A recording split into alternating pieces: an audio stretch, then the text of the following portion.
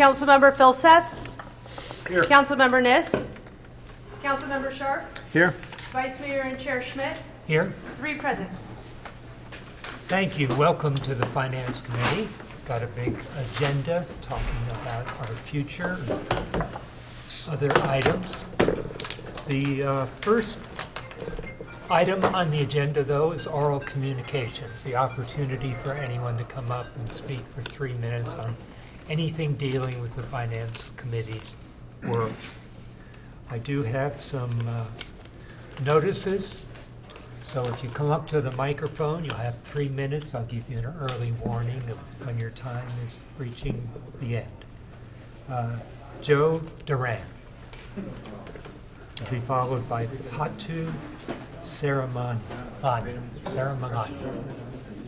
If you could come over to the microphone.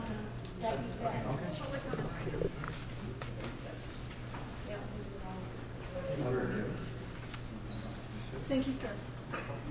So, Welcome. thank you. Thank you for this time. I think we're going to speak to Agenda 3, so I'll address that here. My name is Joseph Duran. I work in Public Works facilities. We help take care of a lot of the buildings here in the city. It's a fun job. I enjoy doing what I do here. One of the things I get to do is take care of a lot of the HVAC equipment. A lot of this stuff is old, and we got some newer things in there too. We've had a lot of improvements. Along that line of improvements, it's important to improve the buildings, keep them more modern, along with improving our infrastructure. Looking at the gas lines, water lines, things along that nature. I mean, it's very important that we keep that in perspective in moving forward and thinking about the next 9 years. These things are deteriorating, and it's things that people don't see, but we need them. They're important to have. They're under our feet, and they're all around us. Along that lines, you need people to take care of these things, and having people coming in and out, it doesn't necessarily. You can't translate that institutional knowledge that the guys who've been here for a while have.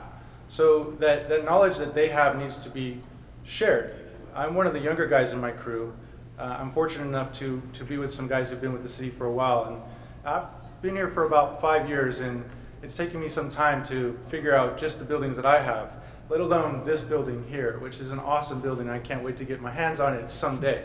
But I am not ready for that, and I look forward to being able to learn from the guys who know this building inside and out. And it's these opportunities that we need to look forward to too in those 9 years. How are we going to retain people? How are we going to keep people here? Speaking to that, I came to Palo Alto in 1990. I went to school here. I was able to.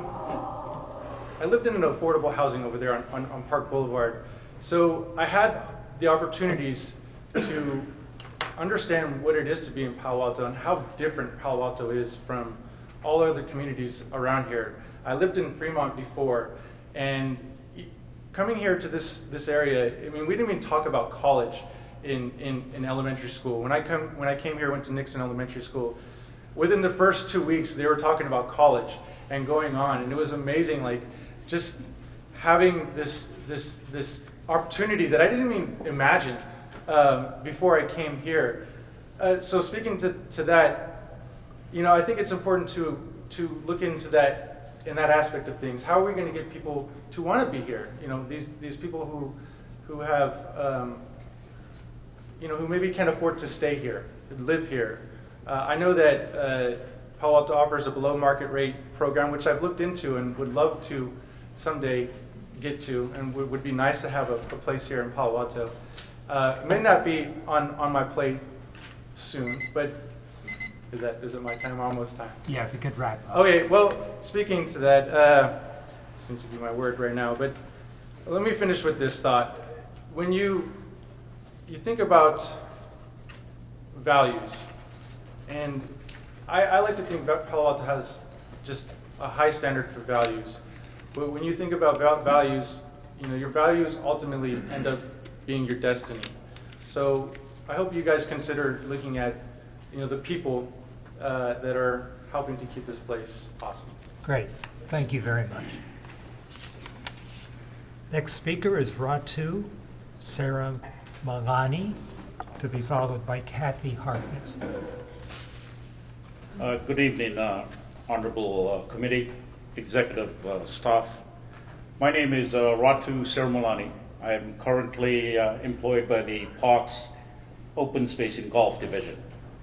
I've been with the city for close to 20 years, working specifically in parks and irrigation, basically. And I'm here tonight just to share with you I'm also on the negotiating team, so we're at a very delicate situation or stage right now where we're starting to talk about finance and what's rightful wages, what is total compensation, how should we compare our workers to the 12 cities that we're currently compared to. One of the situations in utilities is that I don't work for utilities, but this is what I get from them year in and year out. This goes all the way back to probably 2003, when we first partnered with the city to try and become more sustainable. At that point, we then went to another medical tier. We did away with POOR's Care at the time that was considered the Cadillac plan, and went and did away with it, limited it, and in effect creating another tier. And it just went on from there to the actual 2.7 that we realized in the contract thereafter. And, it was a generous benefit. But quite frankly, it wasn't our agenda to get the 2.7. It more or less came from the executive staff of management. And so we were happy with it. Unfortunately, when you get benefits like that, there's certain things you have to give up. It's a compromise. I remember at one point when Jay Rounds was here, we actually had one raise that was 10, 5, and 5. I was very new to the city, and I thought, my God, this is the greatest place to work in. But that came about because of retention issues that they had then. What they couldn't do is attract the talent because they didn't pay enough. This very same thing is happening now. You have problems with operators in SCADA. You can't keep them. There's 2 of them. SCADA is the nerve center of the utilities operations in Palo Alto. There's basically 2 operators, and you're trying to recruit others. There's operators in water quality. You have the same problems there. I mean, there's an exodus of quality workers from the city of Palo Alto that probably rival the exodus of maybe the Israelites from Egypt. It's completely, I just don't know how you're going to sustain quality programs and quality workers if you don't sit down and talk about compensation. And what is total compensation? Is it a balance between wages and benefits, a combination of the both? And then how do you keep the workers here if we recruit guys in from the East Coast that stay here for a bit and then go to, say, Santa Clara? The thing is, the whole thing is sustainability is also sustainability of the operations. And to do it, you have to attract workers that will vest in this city and remain here. And I thank you very much for hearing me out. I ask that when you consider the proposals we're giving you, just look at it as an investment. Government is about investing in people. And we are the biggest asset you have, and we'd like to stay. Great. Thank you very much. Thank you for coming. Next speaker is Kathy Harkness, to be followed by Herb Bora. Hi, my name is Kathy Harkness, and I was born and raised here in Palo Alto, and I'm also a 4th and 5th grade teacher at Aloni Elementary School. For the past 2.5 years, I volunteered to walk shelter dogs at Palo Alto Animal Services. I also live in Los Altos with my rescue cat, Bailey, adopted from the shelter. The future of the Palo Alto Animal Services is important to me, my school, and my students. As you might know, Aloni has a school farm where we care for sheep, goats, and chickens. The staff of Animal Services have been faithful supporters of our farm and have helped us with permitting and to also humanely care for the animals when we've needed assistance. My students have also been strong supporters of the Palo Alto Animal Services. We've created some valuable service learning projects where they have donated their art and even their own money to the shelter. It has been fun to see how passionate they are about this vital public service. I understand the city has put forth a request for proposals from private companies to take over our animal shelter. As a stakeholder in this community and in the shelter, I do not support privatizing the animal shelter for a few important reasons. I've seen other cities privatize their municipal services because it seems like an easy solution in the short term. Sadly, these short-term solutions usually come with much higher financial and social costs in the long run, often leading to an increase in costs and fees, lower salaries for employees, a reduction in the quality of services, and a loss of dedicated employees who know their community and do their job well. Anytime a public service becomes a commodity, I take concern. Having worked closely with the employees at Animal Services, I can tell you that their dedication and commitment to quality public service is strong. They are knowledgeable and compassionate people who will need the support and resources to do their job well, and they're concerned for the future of their shelter and their jobs. If an outside contractor were to come in and take over the shelter, I'm afraid that we would lose these dedicated employees who love these animals and our community. I am sad that the city has let the infrastructure of the shelter decline in recent years. It is clear that upgrades and modernization of the facilities should be a priority. However, I don't believe privatization is the answer. It is unclear how much money privatization would actually save in the long run, and what services, employees, programs, or relationships would need to be cut. Instead of bringing an outside company to Palo Alto who has no ties to the community and is not interested in anything but their bottom line, the shelter should be maintained as a place where we can receive top quality services from people who know and love our community. In conclusion, I respectfully ask that all future proposals be made public far enough in advance so that we can see them and ensure that the standards of quality animal services are met. Furthermore, we request that you invite the long-term stakeholders in our community members like me, current animal service employees, and members of the SEIU union to work with you to come up with a cost-effective solution to protect the quality services, good jobs, and community resources that are already provided by Palo Alto Animal Services. Thank you. Thank you. Perfect timing. Our last speaker is Herb Borok.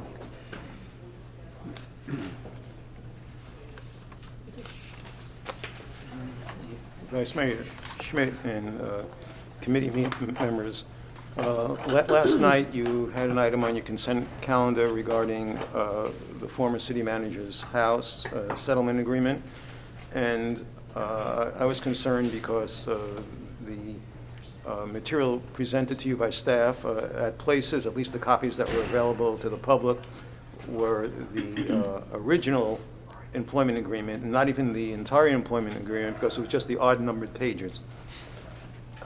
And there was, what was missing was the restated agreement, although the relevant portion of it regarding when the manager would have to vacate the house was summarized without providing the information of when it would be. For example, if his youngest child is a senior at high school, then we would have to be in 6 months from now.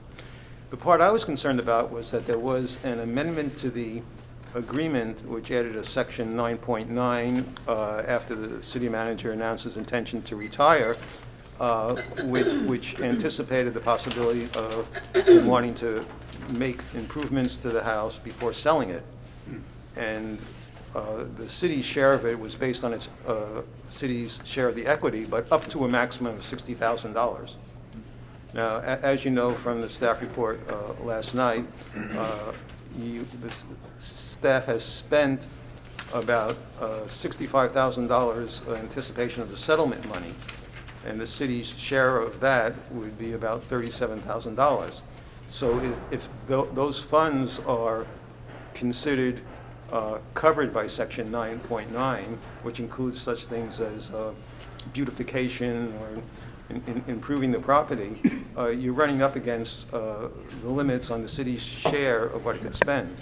It seems to me that prior to, if the decision is made to improve the house using all of that settlement money and prior to sale, that you run up against that section that limits the city's share and would need council approval for an amendment to an employment agreement for someone who's no longer employed with the city. So I think since there's nothing else in the employment agreement that anticipates the current situation, I think you would have to rely upon the language of that section 9.9, and I believe the criteria there for covering those expenses would cover the situation that we're in now. Thank you. Thank you. And thanks to everyone who spent your time tonight to come and share with us ideas and enrich our meetings. With that, we'll turn to item 1 on the agenda, which is Finance Committee review of an ordinance to require all businesses to subscribe to recycling and compost services. Phil, do you want to kick off? Thank you, Chairman Smith. Phil Boble, Public Works, Assistant Director. I've got with me tonight Ron Arp and Matt Krupp from our Zero Waste Group, and Scott Schultz and Kate Lewis are here from Green Waste. They're sitting in the back and they can answer questions that come up too. So just to remind you why we're here and what the goal is, at least staff goal. We're here because we weren't careful enough when we originally brought this item to council. It's a compost/recycling ordinance, and when we wrote that ordinance, we had 3 different kinds of things in it. We had the requirements of the ordinance itself for compost and recycling, essentially making it mandatory for folks. And we had cleanup items that we had included. And thirdly, we had made changes that weren't cleanup items but were sort of new additions. And council pointed that out to us, principally Councilman Scharf, and said, wait a minute, I wasn't expecting to see all of these sort of new things in there. The cleanup items are one thing, but a lot of it didn't look like cleanup. And he was right. We had sort of gone beyond what you were expecting to see. And so what we've done now, and then it got referred to finance to go over these items. And rather than try to make all those changes now, what we've done is changed it. And there are still 3 types of things in it, but it's simpler. So we've got the composting/recycling requirements to make it mandatory, which was the original intent. We have some cleanup items. And then thirdly, we just have 1 type of additional change, and we can point that out if you want to go to that level of detail. It's a fairly short section now, and it deals with litter control, and that's the only sort of new thing that's substantive that's not part of the compost/recycling ordinance. So those are the 3 components we have, and Ron is just going to give a quick presentation to get everybody back on the same page, remind you what we're trying to do with this ordinance, and I'll turn it over to him right now. Okay, thanks, Phil. Ron Arp, Zero Waste Manager. So as Phil mentioned, we'll since you did hear this item, very same item last month, we'll try to make this brief. The city, as you know, the city's adopted a zero waste goal by 2021, and as you know, we mentioned last time, we are kind of at the same level. The diversion rate from landfills has leveled out at about 80% diversion since 2010. So, and if you remember, in early 2015, staff developed 3 kind of main initiatives that targeted the largest contaminant or recoverable material in the garbage, which is compostable material, and that was food scraps, food soiled paper, pizza boxes, compostable plastics, that sort of thing, which was about 40% of the garbage volume was really compostable materials. Council approved a couple of these initiatives already, the residential food scraps program, and then we extended the green waste contract till 2021. We also put provisions in there that would allow them to receive and process all of our compostable materials at their nearby ZWED facility right off 237, which is a anaerobic digester facility. And of course, last month we came back to you. We had lots of outreach to the business community and the chamber, had meetings and surveys and that sort of thing, got some input, pretty good input at those meetings. And we came back, as Phil mentioned, and you referred it back to finance for further discussions. And as Phil just mentioned, just briefly, there's 3 different types of ordinance changes, and you can kind of see it color-coded as an attachment to our staff report. Most of the changes are the red line, strikeout, font, and it's just, a lot of these are just for consistency, it's an old ordinance. We tried to make it relevant, make some terms just weren't applicable anymore, manure-related things and containers and things like that. So we thought those were kind of a good idea to go ahead and just bring those up to date. And of course, the highlighted ones are more the yellow highlights are more the targeted ordinance for the mandatory program. And finally, as Phil said, the kind of highlighted in blue are these minor updates to container storage area cleanliness. So we modeled our ordinance largely after similar ordinances in Alameda County, San Francisco, and the city of Cupertino. And Matt did a good job here. He went through those ordinances painstakingly and pulled out the good things and put it in our ordinance. But basically, just as an overall summary, requires everybody to subscribe to 3 services: the garbage, the recycling, and the compost. Requires everybody has the 3 services. It will require that everybody sort their waste properly. It would be implemented in 3 manageable phases, and early enforcement is centered around education and outreach. But it could have financial penalties, additional waste management fees, and administrative fines for flagrant abuses. Key benefits if this ordinance is successful, and customers do divert their compostable materials out of the garbage into the green carts. Key benefits are, well, it would help increase our waste diversion percentage and meet our zero waste goals.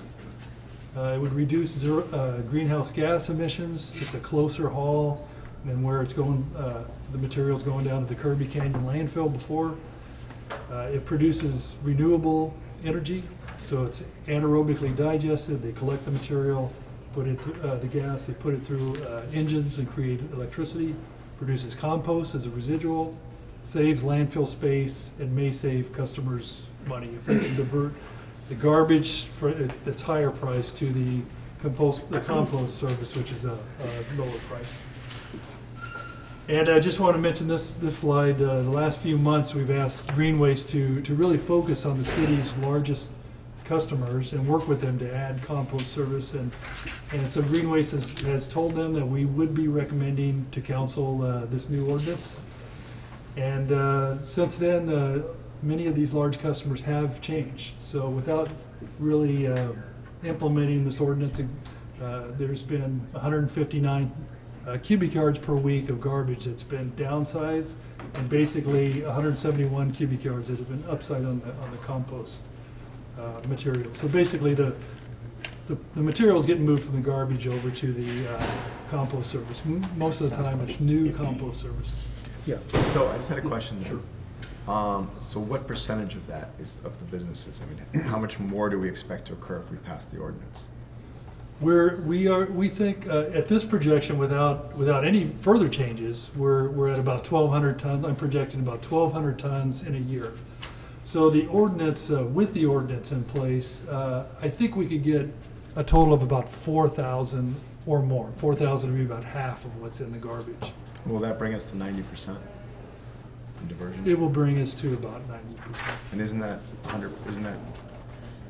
zero waste? Isn't that how we define zero waste? I would say we're not quite there. We still have in 2014, we still have 43,000 tons from all sources, not just city-controlled sources, going to landfill diversion somewhere, or to disposal somewhere. So, I think we do need to get a little further. There are more opportunities for diversion than this. But just to answer your question, sort of yes, no. Yes, we have said that if we can achieve 90%, that'd be virtually having achieved our goal.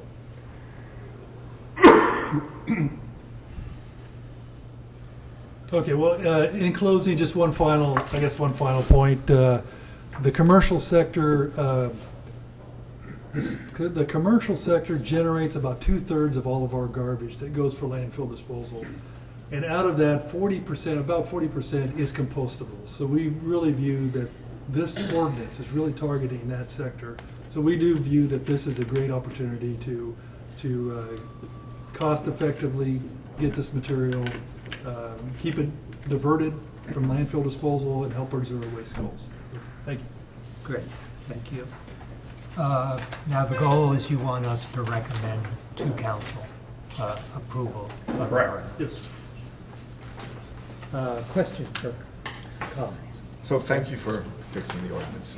I read through it again, and I thought you did a great job. I'm happy with the ordinance. So, Good, thank you. Appreciate and, the and ordinance. thank you for pointing it out. It really, you were spot on. And I'll definitely be, voting for it and supporting it. But there were a couple things I guess I just wanted to ask. So in the presentation and in the staff report, we talk about how it saves customers money. And I guess the question I had, are we shifting costs, or does the refuse fund as a whole saves money? Or what we're really doing is we're taking commercial customers and they will now pay less, which means the residential customers will pay more because there's a bunch of fixed costs in the system. Or are we actually squeezing costs out of the system and everybody pays, or people pay less without shifting costs? What's the answer to that question? Well, I think the way we look at it, we have a great model that really defines these costs now. Between sectors, it's kind of a win-win in that customers, if they do sort properly and they do downsize their garbage, they will save some money. They could save some money. The city would also save money because the price that we pay for processing of compostable material, food scraps, is less than the amount that we pay for processing at the Smart Station and disposal at the Kirby Canyon landfill. So we do think these two sectors, the residential and the commercial, they're fairly contained and balanced. And that was a 3-year plan, if I can remind you. There's a 3-year plan of getting the residential sector caught up to to pay in revenue to pay the expenses that they're supposed to be paying. So we're almost complete with the first year of that plan. But I think we are fairly balanced on that. So I guess what I was really getting at was, I think the refuse fund loses, I forget the number, it was like $78,000? $78,000 a year, I think. Right? And that $78,000 then, there will be $78,000 in less cost to the refuse fund, so it's net neutral, or are there $30,000 more in costs? And if so, who's going to pick those costs up? Well, we will continuously, look at what actually happens every year. These are based on assumptions. How much waste do we think is going to switch over? Is going to move over once the ordinance is in place. But there will be that is a revenue number in here. So there will be some reduction in cost, corresponding reduction in cost. But you don't know how much. I haven't calculated it so far. It'll be minimal, but it'll probably be on the order of the revenue. In the future, I think it's really helpful to be clear that if there's $78,000 in revenue reduction, but there's only going to be $10,000 in cost. So the refuse fund is going to have, $68,000, and typically that we will then have to model an increase in costs. That's what we typically do, right? We raise the cost because we have to have a revenue neutral, and so we're then going to raise the cost. And I'd actually like to know, if even granular, then we then raise the costs on commercial customers. Do we raise it on as a whole? Do we raise it on residential customers? Where does that go? It's just useful information. Right, and we'll try to be clear in the future. I think the bottom line is you have to remember that this is approximately a $30 $1 million a year enterprise. Small amount. So it really, frankly, 78,000 is kind of defying our ability to estimate, well, what our actual revenues and expenses are going to be. Okay, fair enough. So you could kind of consider this a wash. Like Ron said, individual businesses are going to save some money because we're going to charge them less for composting than garbage, and the city will save some money because we get charged less for compost than garbage. So we're not predicting that'll work out exactly. Your question between the two sectors, let me just address that quickly. We are trying hard not to exacerbate the situation where formerly the two sectors were not balanced. So we've set it up so that our residential, as you know, our residential rate increases are going to be substantial the next 3 years now to get us back in balance. But the real costs are climbing with respect to the commercial sector too. Not the costs that we're talking about, but just the CPI, right? Green waste costs, they get to go up by the CPI. Everybody's costs get to go up, our staff costs. So we've got to keep pace with that too. So you're going to see for FY17 a proposed commercial rate increase for us. Now we haven't had one for Since 2010. 2010. So they've been doing pretty good, we think, on the commercial side, despite this imbalance between the two funds. But to get this thing totally back in sync now, we're also going to have to increase periodically the commercial rate because costs are going up, just generally speaking. So I misspoke on that. Just kind of sorry, I looked at it again. That is a net income reduction. So it's not only a revenue losses. There's also some, so there's some minor impact to the fund. Yeah. Can I add one thing quickly on this? I have Public Works, Zero Waste. I want to add on this, just so you guys know, we weren't trying to, for lack of a word, do a bait and switch in terms of showing a reduction and then saying people will save money and then raising rates later. We haven't been able to present our proposal because we're still working with the budget office on that. But our projections, even with the rate increase and potentially, or what we hope for, would be a further reduction on the price of compost, the actual net impact to our customers would still be a reduction in overall rates. So we believe that we can keep our fund balanced, and as Phil said, our commercial rates have been actually doing pretty well, and we haven't had a need to increase rates. We will need to increase rates to address these CPI issues, but we think overall for the fund that we'll be in good shape, and by and large, our customers will see a reduction. The fund will increase because of economic activity has been increasing. Now, we've modeled also the potential for an economic decrease, and the fund has enough slack within it to handle a reasonably significant loss in revenue due to any economic vagaries that might happen next year, which we hope don't, but Yeah, if I could just add a comment on cost. It's interesting the residents came first. You would think the commercials would have been the initiators of the greening process. So we have some personal experience, and my household bill has gone down because of it. So just an example. Me saving money. We've had to. But realistically, there have been some real costs around the household. One in time, where do these things go, sorting through, doing more of the processing yourself. Two, in the layout of the kitchen and parts of the house that you have to put new things in new places. And then scratching your head, gee, where does this go? Is this solid waste or semi-solid, recyclable? So there's some cost, not in monetary terms, but elsewhere around the house in the adaptation period. That's why I was struck by the fact that you're spending a lot of time and effort on education, that, getting people over the change process. once they're there, it then becomes routine and easy. But to get there is, a lot of complaints. What am I doing? Why am I doing all this work and stuff? So it's not just the dollars that you might say, but it's, people adaptation costs. So Liz? I think this is what you're talking about, but the paragraph on line 2 that talks about what happens and what you spelled out carefully is every can, plastic bottle, glass jar, cardboard box, whatever, makes a difference. And I'm at the bottom on packet page 4. And I think one of the things we haven't discussed enough is what a difference this makes long-term in the environment. And what I've noticed is that people who never were composting before are composting.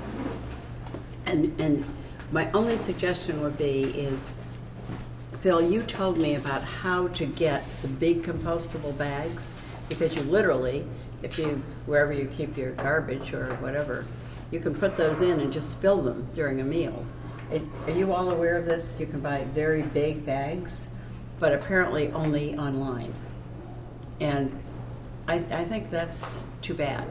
I don't know how we could change that. But the other thing that really is helpful is the picture that goes along with it, which sort of sounds kind of duh. But every time I look at the picture and say, it's amazing that this is compostable. So I don't know if others have noticed that big difference, but we can see, at least in our neighborhood, the amount of garbage has gone way, way down. And that, in the end, is going to make such a difference.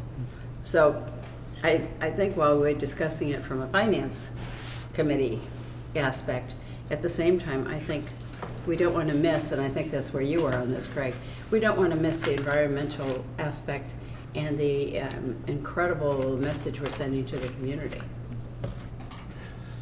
Good. That wasn't a question. Yeah, I was finished. I actually was just going to wrap up and say thank you for your efforts. I know it's been a long slog, and I know you want to get this done, and we really do appreciate your efforts on this. And Liz is completely right. We didn't mean to lose sight of the environmental benefits of this. Well, I think that's kind of where we started on all this a very long time ago. But I do wish you'd send us how we get those bags. Okay, we will do that. Eric, any comment? I think we should proceed. Okay. Maybe we should get them to people for Christmas or the holiday. They are green. They are green. Can you get holiday ones?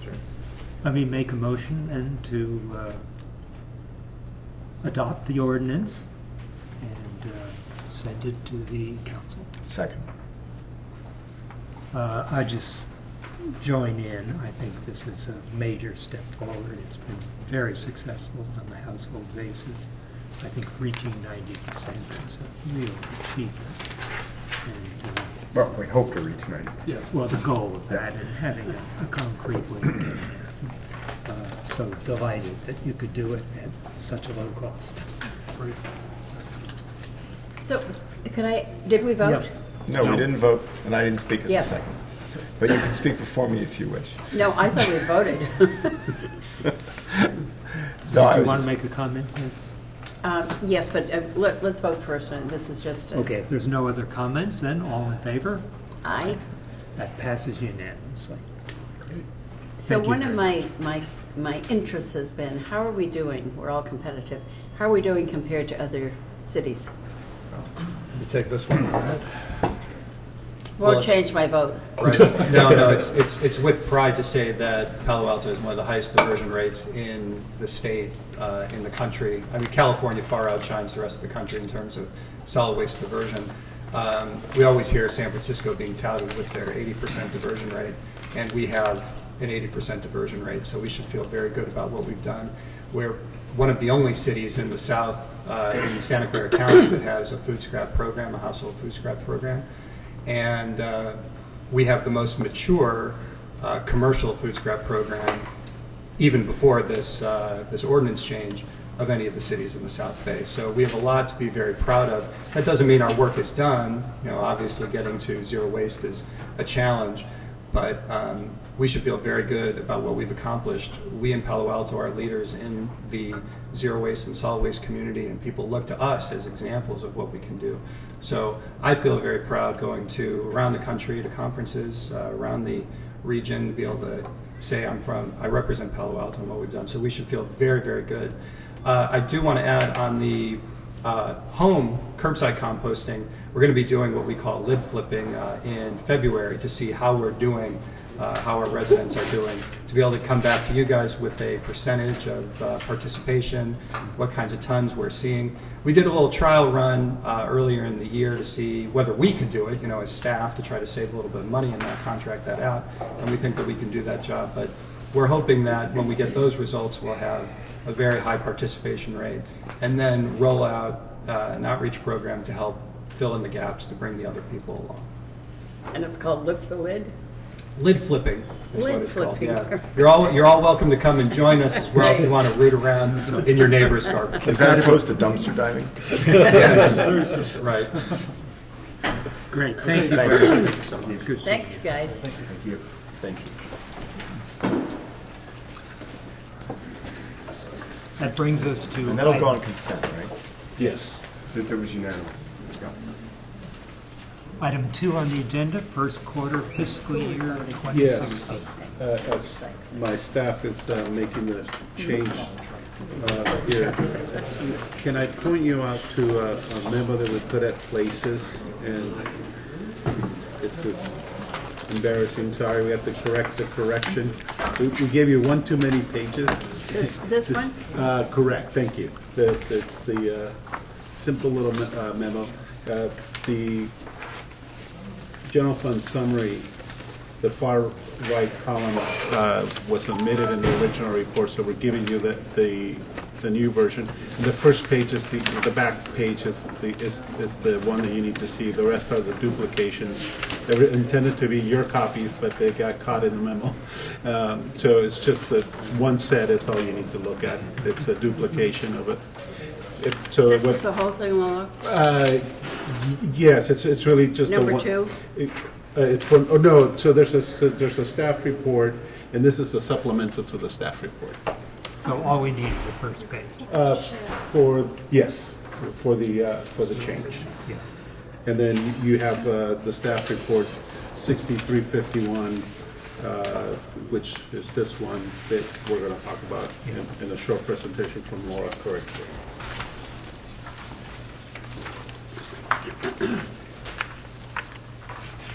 Good afternoon, Finance Committee members. My name is Laura Currick. I'm the accounting manager.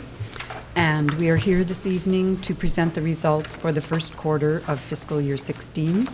So the activity we're speaking of tonight represents July, August, and September of 2015. So we have a short slide presentation, and then we'll open it up for questions.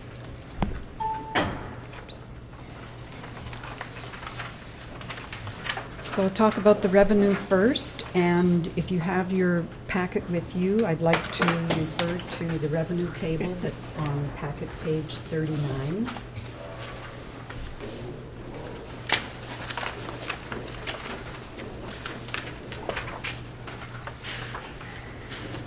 So as we look at the revenue, some of the highlights we see are the sales tax revenue shows a decrease from the same quarter in the prior year.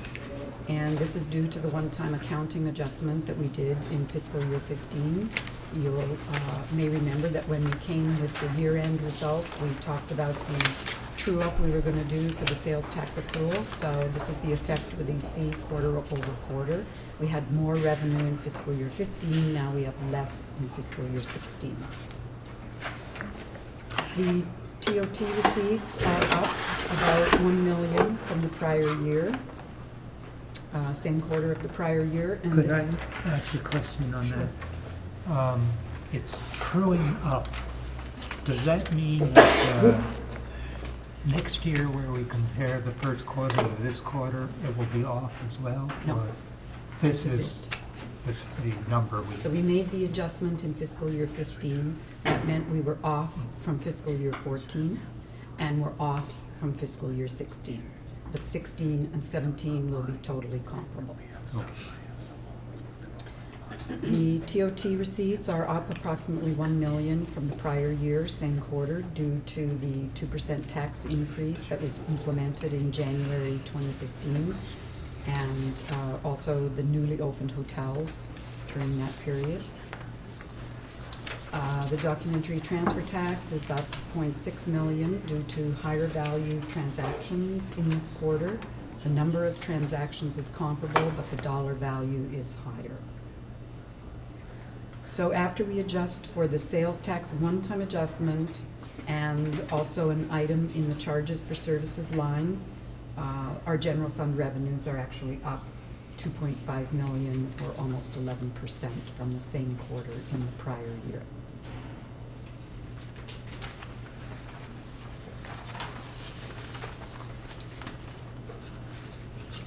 Next slide is expenses. If you'll refer to the table at the top of packet page 41.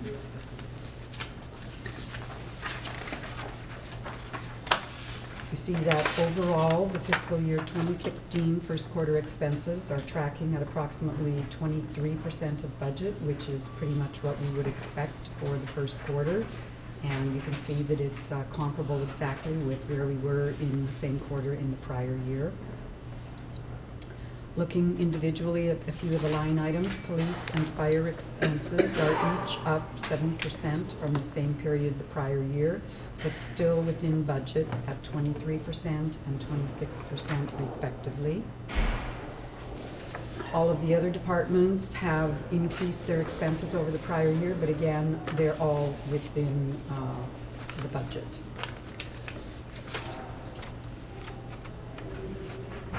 Next slide shows a little more detail for public safety overtime, and what this chart represents on slide 4 is a year-over-year percent change. So you can see that for police, in the first quarter of 2016, we're up 5% from the same quarter in the prior year. And if you look over on the fire side, you'll see that fire is up 1% this quarter over the same quarter prior year. And we have further detail attached in attachment B, as well as representatives here to answer any other questions on the police and fire. Next slide, we'll talk about the budget stabilization reserve. You may recall that when we were here with the year-end close CMR, we talked about the starting balance in budget stabilization reserve being $48,198,000. We have approved activity in the form of BAOs, which are already authorized. We have one-time expenditures, which were already approved in the fiscal year 16 budget. And we also have a $1 million previously approved transfer to the Roth. If we subtract all of those items from the beginning balance, it leaves us with a BSR of $42,945,000. And then the last part of this slide is shows the pending decisions. So $7 million for the infrastructure reserve and $1.3 million for possibly pension trust fund. And after those items are deducted, we would be at the fiscal year 16 approved level of $34,640,000 for the budget stabilization reserve, which represents 18.7% of our fiscal year 16 expenditures. Next slide is enterprise fund highlights. All of the enterprise funds had positive net income in the first quarter, except the electric fund, which was negative $600,000 for the quarter. That's still slightly better than the same quarter prior year. And utility purchase costs remain at a high level due to the continued drought and less hydroelectric power. The water fund net income decreased from the prior year due to reduced revenue again from the drought-related conservation measures. That concludes our slide presentation, and we'll open it up for questions. Okay, council members, questions on where we are after the first quarter? So why don't we start out with some general kinds of questions, because you talked about being over last year's expenses, but still in the budget. So that's how much we raised it, or that we altered the budget for this year, such that we are still well within the parameters of what we allocated last June. Yes. So that's we're on correct. track. Yes. We're Yes. really on track with that.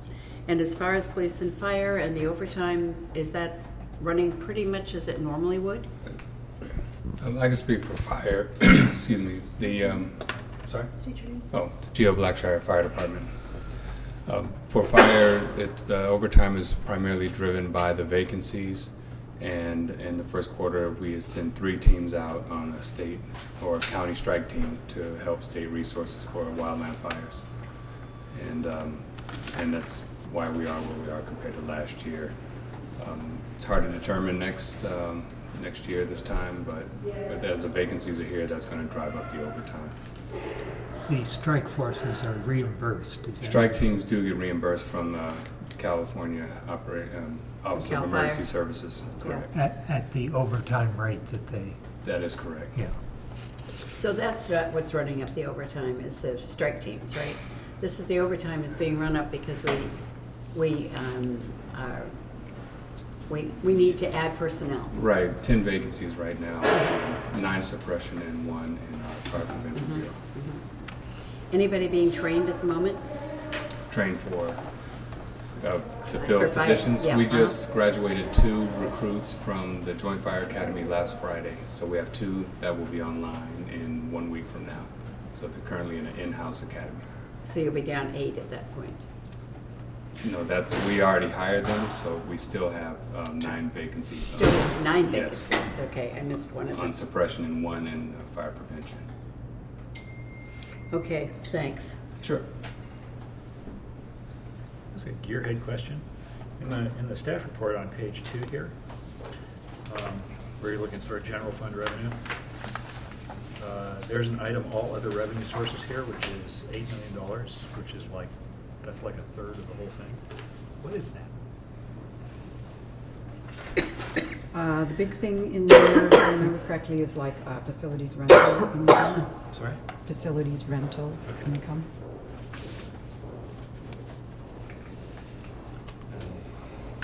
Facilities, the bulk of that is for utilities.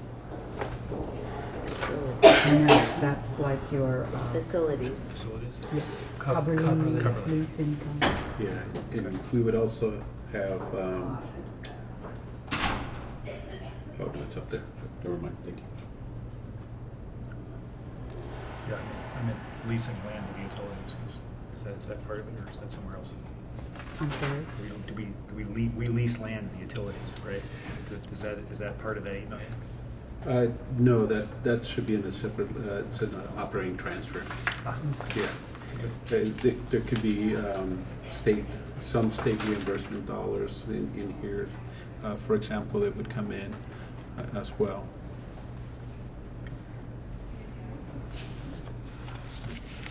As long as we're in techie questions, I notice in your charts that according to the one we just got handed out, if you look at property taxes, it says 35,067 for the adopted budget, same number for the adjusted budget, same number in here, and yet when we look at our other long-term financial forecast, it has 35,067 for the adopted budget, but a different number for the projected. And that projected number in 2016 doesn't appear in any of your documents. Yes, so there's an explanation to that. There's 2 views.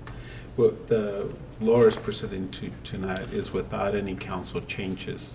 So that the adjusted budget that we're calling out here, it's always confusing in the first quarter, because in the first quarter you haven't really we haven't asked you to adjust the revenue budget as of yet. We usually do that in the mid-year. In the long-range financial forecast, we kind of have a sense of what's going to be asked of you to adjust. So we put those assumptions in there. So that's the difference between one and the other.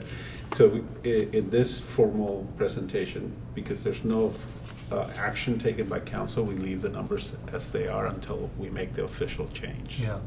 Yeah, it's quite dramatic because on the tax number, it jumps from 101 to 107 in the projected budget, but it does not appear in any of our tracking Yes, as yet. and the reason is because we want to have the formal action, but for forecasting purposes, we do want to have the latest update that we can. So there's a timing. Okay. Yeah. Okay. Any other questions? I guess you have a lot of material on spending numbers, the revenue numbers, the overtime expense, staffing, enterprise funds, net positions. I'll just make a comment, I guess, on the staffing. Is that there's some very positive signs on the benefit side in the miscellaneous, where there's been a movement of net 38 people into Tier 3. A lot of that coming out of Tier 1. So a very positive movement. But when you look at the safety plans, the share in T1 has remained the same. It's high and it doesn't seem to be moving. Is there a comment on what's taking place? Gio can jump in and clarify my comments if I'm not on target there. But from my experience over the years, we have a lot more turnover in the miscellaneous than we do in the safety, particularly in fire. You guys tend to be now I'm talking about prior years. We're starting to notice a movement in the more recent years. So that it doesn't surprise me based on what I've seen over time. Now the trend from before doesn't necessarily predict the future, but there's a bigger number, there's a more diverse type of workforce in the miscellaneous, so yeah. I expect it to continue to move for I guess with the earlier retirement years, especially in Tier 1, you would expect that number would show up. And I think what happened is a lot of that occurred earlier, and now we're waiting for the next wave, and it's coming. That's why I was saying it doesn't predict the future, because I think the fire chief has said that there's several firefighters in command and in the lines that are within retirement age coming up. And they would be the Tier 1. That I would imagine so. I haven't looked at the tiers specifically, but for fire, it would be predictable for me to say that it is Tier 1. In the miscellaneous, in the last report that John Bartel did for us on the retiree medical, I recall a number of about 240 employees, 50 years or older, with 20 years of service or more. So we know that's part of the wave we're seeing from a couple of years ago. Yeah. And also in miscellaneous, you have a larger variety of types of employees and more entry-level employees. In public safety, they're more stable, journey-level career employees, whereas... So if you looked at years of service, there'd be a dramatic difference between the miscellaneous pool and the public safety pool. Probably at the current active composite, yes. Yeah, your turnover rates would be much higher. In the more entry level, they're moving up, and we bring in more entry level. Whereas fire, if you have a firefighter, and they don't always change as much over the years as a percentage of the workforce. Yeah. Okay. Any other comments, Greg? So looking at the first attachment A. First of all, what's the difference between the two pages? These are the same, right? Yeah, well, you should only look at the first page. The rest of it was okay, so I only look at the first page. Yeah. Okay. So I guess that was correct. So then, and this is the even though it says general fund first quarter financial report, this is what we expect 2016 to be. You're referring to the adjusted budget? Yeah. Councilmember? No. So No. this is giving you what we typically do for these type of reports.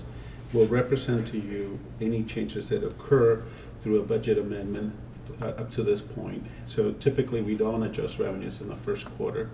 And so we'll change them in the mid-year. And so that's when we're going to give you Vice Mayor Schmidt was pointing out that he's looking at the long-range financial forecast, and it looks like we're making projections on what we think it will be, and that's correct. But because these we consider a reflection of our official financials, we don't put projections in here until you approve them, and that's through the mid-year process. I noticed the total source of funds in the long-range financial forecast is $2 million less. Right? It's 190 instead of 192 for total source of funds. Yes. Go ahead. So what is encumbrances? Why don't we just talk a little bit about that? So the difference between the long-range council member, Walter Rossman, budget director, the difference between the long-range financial forecast and the Q1 statement you see here is that we do carry encumbrances forward. That's actually money which departments can spend. And what it means is you have encumbered dollars, you have set-aside dollars in contracts the previous fiscal year, which have not been spent yet. Contracts either approved by the city manager or council authority, and then carried forward to the next year. Maybe for ongoing projects, it may be for custodial services, all types of contracts which we may have. And then, let's see.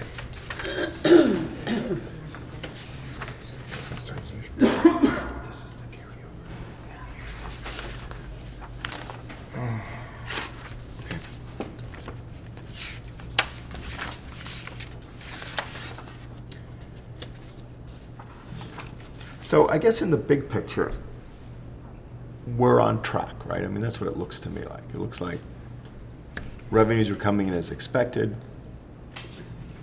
I mean, am I missing anything? It just seems... No, I mean... It seems like there doesn't seem to be much to worry about in the... And I think I would put it the same, your words would be my words. I really don't care for the first quarter view, but it's a prudent thing to do, because if something's offline, then we would tell you. Right. Because the first quarter doesn't have a lot of our major revenue activity in yet. I mean, right now, the thing that worries us is the vacancies in fire, for example, and the response to the other fires, but we'll get reimbursed for that. It's a timing mechanism.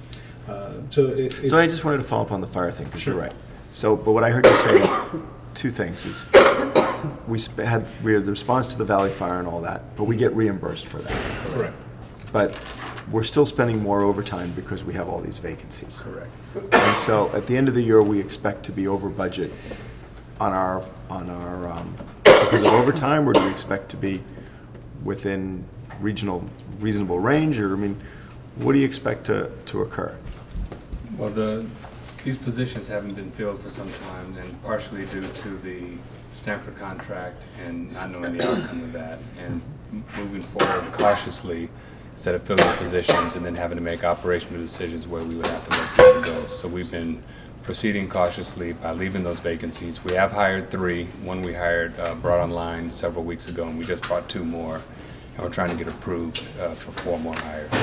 And still leaving a gap, but at the same time trying to take some of the effect of not having the vacancies filled. And when we offset the salary savings versus the overtime, how does it play out?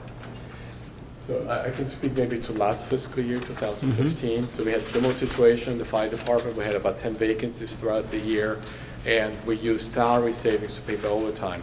At the end of the fiscal year, the fire department had savings overall in about $700,000 to $800,000. The primary reason for those savings was not so much the salary, but it was the benefits costs which we saved. It was for pension costs. But overall, the fire department was within budget, within the existing appropriation. We did amend their budget mid-year as part of the overtime, like it's happening this year, because of the deployment up in Northern California due to the fires, but still the department stayed within budget.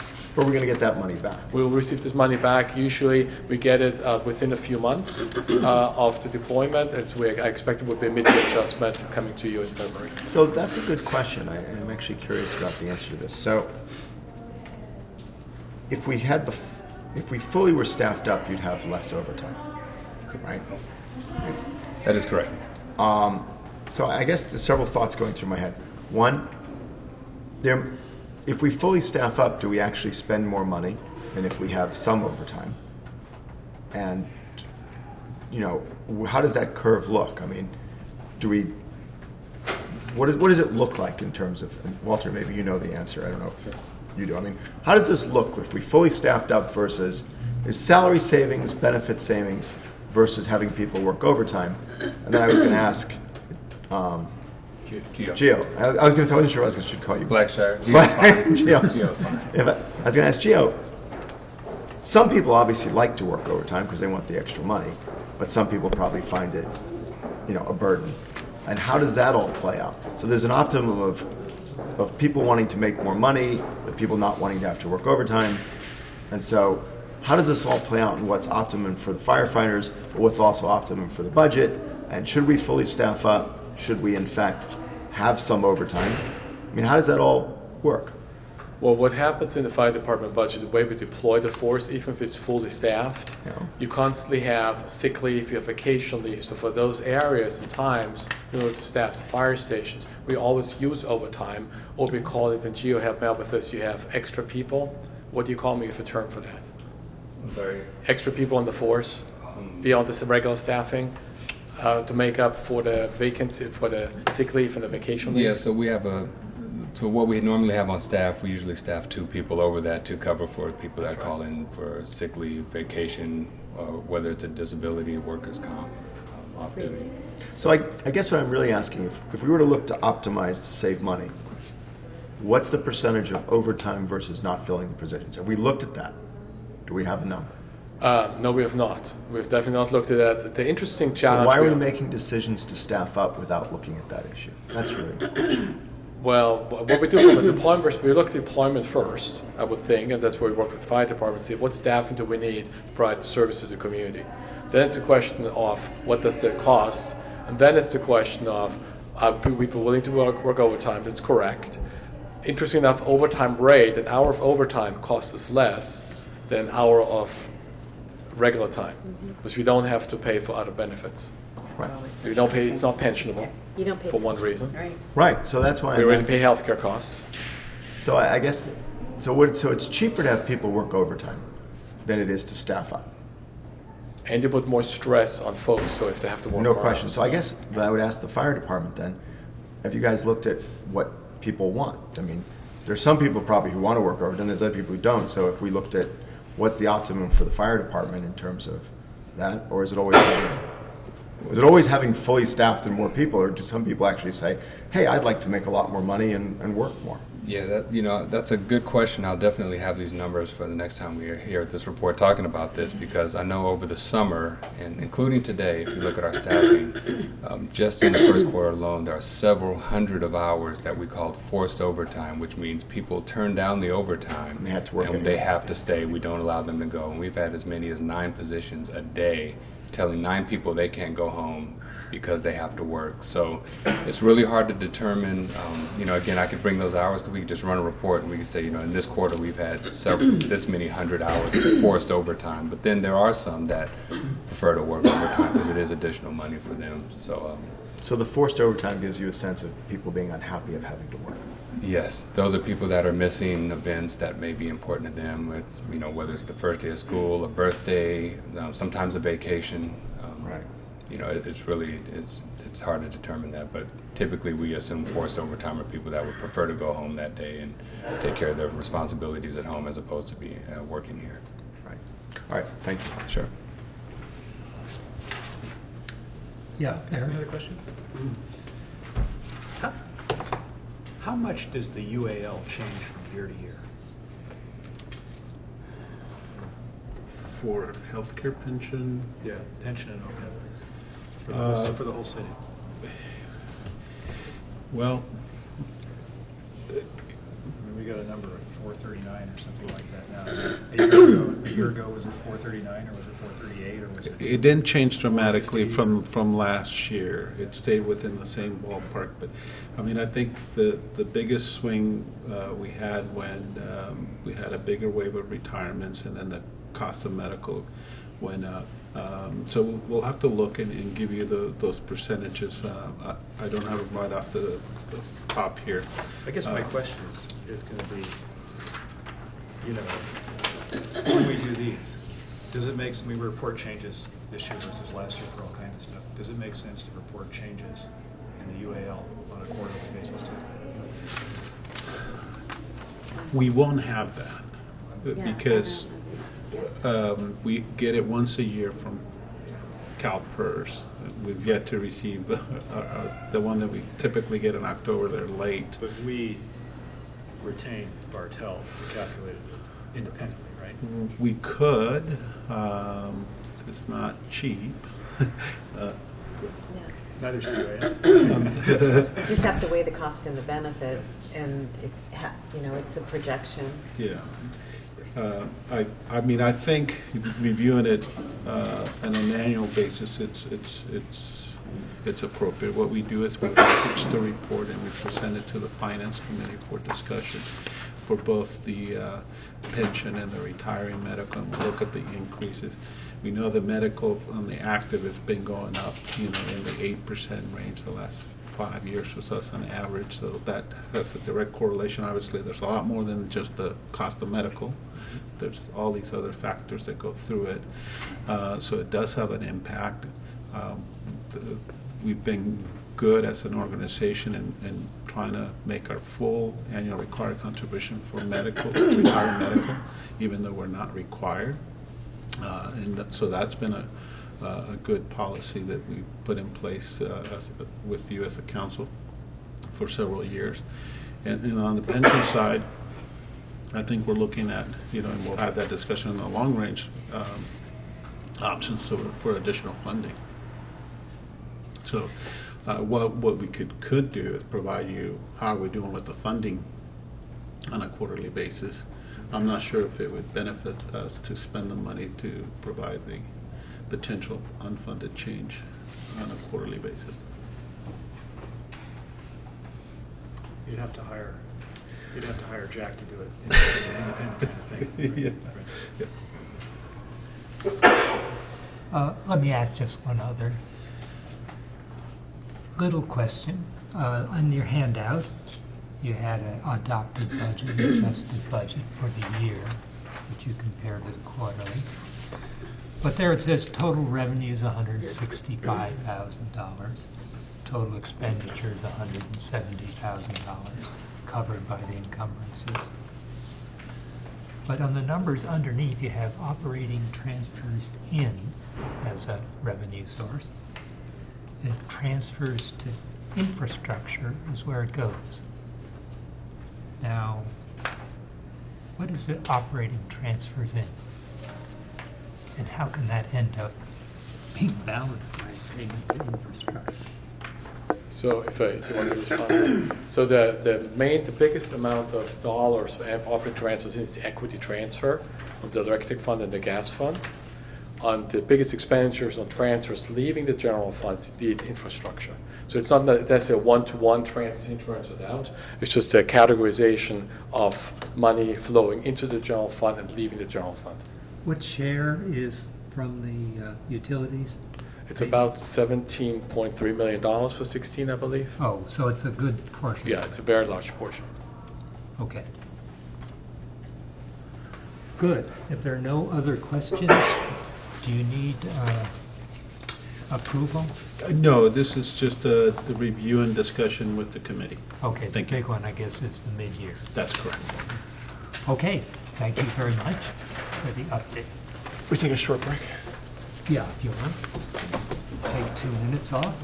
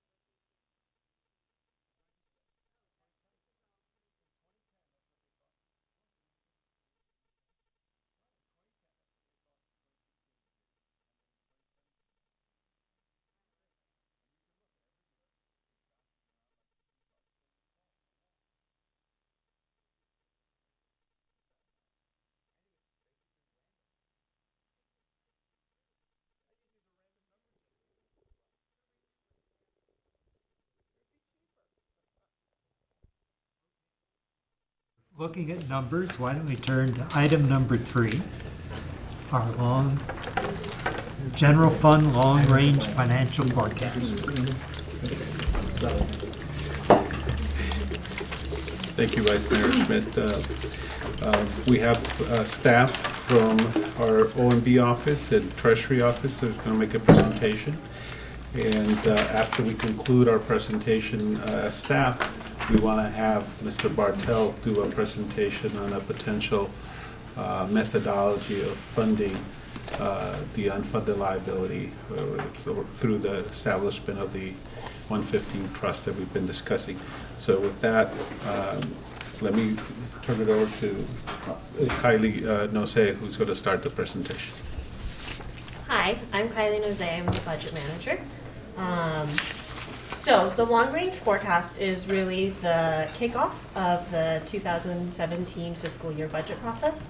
And today we're going to discuss both the short-term and long-term financial outlooks for the next 10 years, primarily focusing on both the major revenue and expenditure projections.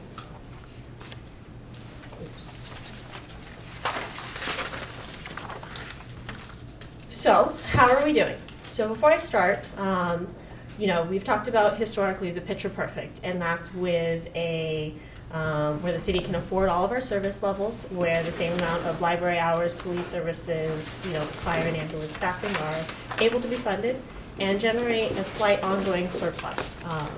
It would be the ideal. So the question is, how are we doing? The graph before you is showing the annual surpluses and deficits as projected during the next 10 years. So for fiscal year 17, at this time, we project a very slight surplus of approximately $100,000. And then in fiscal year 18, we're primarily due to expenditures growing at a more rapid pace than our revenues. The model is projecting a slight shortfall of approximately $600,000.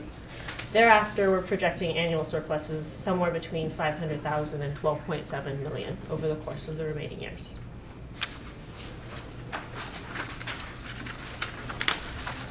So, as I said, the blue line depicts the annual surpluses and shortfalls. However, typically as part of the annual budget process, the city spends the surpluses in response to new service needs and solves those deficits, hopefully on an ongoing basis.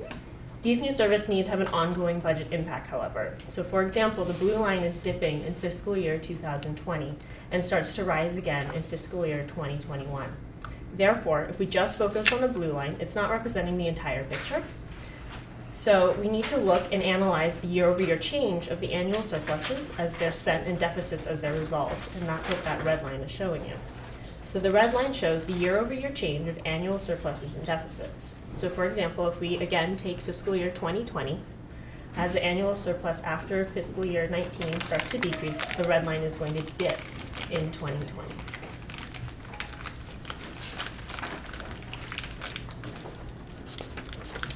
This chart is just the forecast model in a numerical format, and it includes the percentage increases year over year. Most notably, you'll see in fiscal year 18 that the expenses are growing faster at 5.4% than the revenues at 5.1%. This is primarily due to salary and benefit adjustments based on projected cost of living increases and market changes.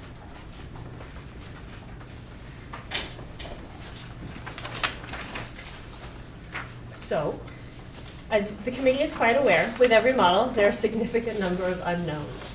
So this slide is identifying all the unknowns noted in the report before you. Some of the major ones that you guys have probably seen before are things like the fire services contract with Stanford, and obviously our pension and retiree healthcare trusts, the unfunded liability. At this time, I'll turn it over to Taryn, who's going to discuss the revenue assumptions in further detail. So good evening. My name is Taryn Orion. I'm the manager of Treasury, Debt, and Investments. And I'm going to spend about 5 minutes approximately in the next 2 slides going a little bit in depth into the 5 major revenue sources.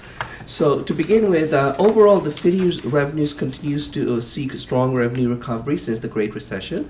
In addition, sales, property, and documentary taxes had in the last 2 years significant one-time receipts that resulted in above normal revenues, while transit occupancy tax had a rate increase, the 2%, and new hotels. Utility user tax was the exception. Its performance was mediocre. And I'll be discussing the details of these in a moment. So the bullet point 2 on this particular slide, as of the past few years, per the council direction, the compound annual growth rate, known as the CAGR, is used to forecast the 2017 through 2026 projections. Embedded in the CAGR are things like past recessions. However, reasonable informed adjustments are made, such as the TOT rate change, the new hotels, changes in major sales tax generators, and one-time events. So if you go to slide number 8, the following graph shows 22 years of major tax revenues, the 5 major tax revenues, 11 years of actuals. Could I just ask a question? Yes. The compound annual growth rate comes from the past. Is it 2005 to 2015, or is it a 20-year? How we look at both the 20-year, 10-year, and 5-year. Typically, we use 20-year as the guideline, but we do also look at the shorter durations to just kind of get a reasonable test. Vice Mayor Schmidt, just to remind the committee, because some of you were not part of the committee, that was based on direction from a prior finance committee that staff do use those compounded annual growth rates, focusing on the 20-year. So as I was saying, this chart has 11 years of actuals and 11 years of projection. Property tax, the red line in the graph, which is the biggest receipt of the major 5 revenues. As indicated in the report, property tax have risen substantially in the last few years and are projected to have a CAGR growth of 5.9% over the next 10 years, slightly higher than last year's CAGR, which was around 5.4. The city's property tax estimate for fiscal year 2016 is based on information received from the quarterly meetings with the Santa Clara County Assessor's Office. Projections beyond 2016 are based on historical growth rates, as well as information provided by a consultant. Property tax receipts for fiscal year 2017 are estimated at $37.5 million. At this point, I'd like to share a few statistical highlights about our property tax that in the past the council has shown interest in. So we have approximately 8,000 or 43% of our residential properties have 600,000 in assessed valuation. Of these, on average, a little over 3%. Would you repeat it once more? Oh, about 8,000 or 43% of all residential properties in Palo Alto have a value of under 600,000 And this means, assessed value. you mean houses, you're not talking about apartments at all? No, well, residentials does include not only single homes, apartments, multi-condominiums. Okay, so it's in all of our residential is included in here. All residentials. Okay. Correct. Of these, a little over 3% annually change ownership, resulting in today's sales price of nearly about 2.7 times above the assessed value. At this time, I'd like to bring to your attention an error on the top of page 16 of the long-range financial report. It states that property tax with an assessed value of $1 million would sell for $1.7 million today. It actually would sell for $2.7 million. The $1.7 million really only represents the growth in assessment. And that was on page 17 of the staff report. Actually, on the top of 16, I believe, unless numbering have changed. Okay. Yeah, about I think the top section there. Yeah, second bullet. So on average, 7.1% of all residential properties would change hands, and that 7.1% includes all properties, including the 600,000 that I just cited.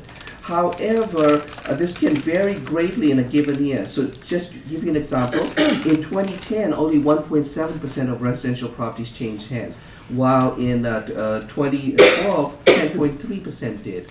While the last year in 2015, 6.4% did. So the 7.1% average, can be misleading when you get to a pretty given year. On the other hand, on average, 1.2% commercial properties annually change hands. Similarly, they do fluctuate, but it's a smaller fluctuation. For example, in 2010, only 0.4% of property changed hands. Do we know what it was this year? Changed hands? In 2015, this last one was, hold on one second, I do. In 2015, it was like 1.9%. What is that, a share of 1.9 of what? So 1.9% represents just the commercial property. So overall, we have, hold on one second, and I can give you that as well. So overall, we have about 1,800 commercial properties, and we have about 18,000 residential properties. And what's the ratio on average of turnover? So the average is 1.2%, but similar to residential properties, it can fluctuate. Like in 2010, it was 0.4%. In 2015, it was 1.9%. So it can fluctuate in a given year. But 1.2% is average for about a 7-year period. What this doesn't tell us is how is it turning over and what shape, and does it reassess or not, depending on the way the ownership is transferred, right? Right. So it reassesses no matter how the ownership is transferred, Palo. Not in commercial. No, in commercial it does. Tell me how you would structure it so it doesn't. I mean, it does. My understanding is, depending on the percentage of an LLC, if you stay under 50%, it does not. And there's examples. Right, if you stay under 50%. Yes. But then you're not having an ownership change. I mean, if you sell less than 50%. Yeah. So that doesn't. Somehow do it, Craig, all the time. It's that famous Macy's case from 1986 when they challenged Prop 13. There's property in Beverly Hills, so there's several examples. It's a process. It's not a single transaction. But you can come in if you're in the assessor and look at it as a step transaction and collapse it if it's over a certain number of years. It gets more complicated, but yes. So I mean, I'm not an expert. I mean, but so basically, if it's over 50% ownership change in an LLC, then you get reassessed. That's my understanding. But so I'm not insinuating that all of these are not changing assessed valuation, but my understanding is that there are cases and I've been in situations. But I think they're really rare. I mean, I think they're really rare where you're actually selling the property. I mean, there are ownership changes where someone comes in and says, I want, I'm going to buy a portion or I'm going to buy a partner out. That's it. It's not really an ownership change in terms of what we think. You still have the majority ownership stay in when we actually sell these properties. But we have noticed, right? I mean, the reason this comes in is because we always ask ourselves, why is the share of property taxes continually paid more by residential and by commercial? And that's over time, that gap is widening. Before Prop 13, I think it was actually more by commercial and less by residential. And over time, it's shifting to where residential is paying the bulk of it. And I think you hit on the reason for that, which seems really clear, which is that the velocity of turnover in commercial is much, much lower. Correct. And also, we have many more residential properties. Right. And our residential properties are really expensive. I mean, they're, and so I think that's what's driving it. And I think when we talk about the minor cases, frankly, which I believe to be minor cases of, if when a partner buys another partner out and it doesn't get to 50%, that's not really the main case. And I don't think you really have a situation where every time someone does a commercial transaction, they structure it in a way that can't be turned over. I think that's really rare. It's really hard to do. If you have a corporation, for instance, if 50% of the stock sells, right? And those transactions are really hard to sell because there's really negative tax consequences for selling real estate in a corporate form. So I think it's really rare, frankly. I think you're right on the residential, and obviously we're seeing that there's a high number of properties held with assessed valuation of $600,000 or less. So it shows that a lot of our residents held the properties, or a lot of the owners held the property for a long time, and we're starting to see the shift in changes. But one of the things, I met with the realtors last week about something else, and they said that Palo Alto turns over half as fast as most of the other cities on the peninsula, which means that your property tax, that we need to look at that in light of the property tax. So it's one of the things you might check, Lalo, because the faster your houses turn over, the more the property tax goes up, obviously. One of the distinctions, a long-term trend that I see is, I've been looking at this for the last 15 years in Palo Alto, and a lot more of the residential properties are being put in trust. So, when the next generation typically would turn over, by then, most of us will be retired or probably not here anymore. That definitely will probably impact down the road in terms of future growth rates. But we're probably looking at maybe 20, 30 years down the road. Meaning that when they're put into trust, that the tax basis stays the same. Right. I mean, typically, I'm not an expert in trust, but typically, if they wanted to pass it to, if they put in a family trust and gave it to the children, for example, there wouldn't really be a change of ownership as far as the county is concerned, and that wouldn't trigger a reassessment to the market values. Now, a maturing of the city in property tax would be a decline in the share of homes that have been owned for 40 years and are still at or near the 1979 limit. There are fewer of those available, and there's more of those who are moving into trust. Mm-hmm. So you're undermining, the most dynamic part of the property tax base. And the question is, as you do a long-term forecast, wouldn't that imply that the property tax would begin to level off if there isn't a new dynamic entry? Yeah, that would be the implication that several decades down the road, when typically it would have changed hands because a new generation would be coming in, definitely the growth would plateau. Yeah, so your forecast does not contain that. You think, as you say, still 20 years to go. Yeah, I think it's on the longer horizon, because what I see is, families in the last 10, 5 years, etc. If you, and this is just my guesstimate, if you take typically maybe a 30-year-old comes in, stays here, maybe 20, 30 years on average before they pass it on. So it's still beyond, I think, our 10-year forecast. So eventually it will have impact, but not on the horizon we are looking at. So I don't actually understand the family trust thing either. So do you know how it works? I mean, what you're suggesting is that I could take my property, put it in an irrevocable family trust, which would not trigger a reassessment at that point. I believe you have to change the ownership to do it. So if you had an existing but the property, time you change the ownership, you'll then get reassessed at that point. Yeah. Right? So I mean, for instance, so yes, so I think you might be able to do that, but are we seeing people actually, I mean, if you have a 1970s assessment, take Greg Schmidt, pay no property taxes, right? have a 1970s, or did you buy the house in the 70s or the 80s or? In the 70s, right? If he put his property into a family trust now for your kids, you would now have today's assessment. That's what would happen. That's correct. Yeah. That is. So if you did that. I'm not an expert, but my general high-level understanding is you had to change ownership. The trust would affect a change of ownership, but I'm not expert on the legal, whether you could do it without triggering a reassessment to market valuation. Because one of the things the county does is, regardless of what the sales price of a property is, the county will review what the market valuation is relative to the sales price. They never say it's less. Yeah. So if it's sometimes they do.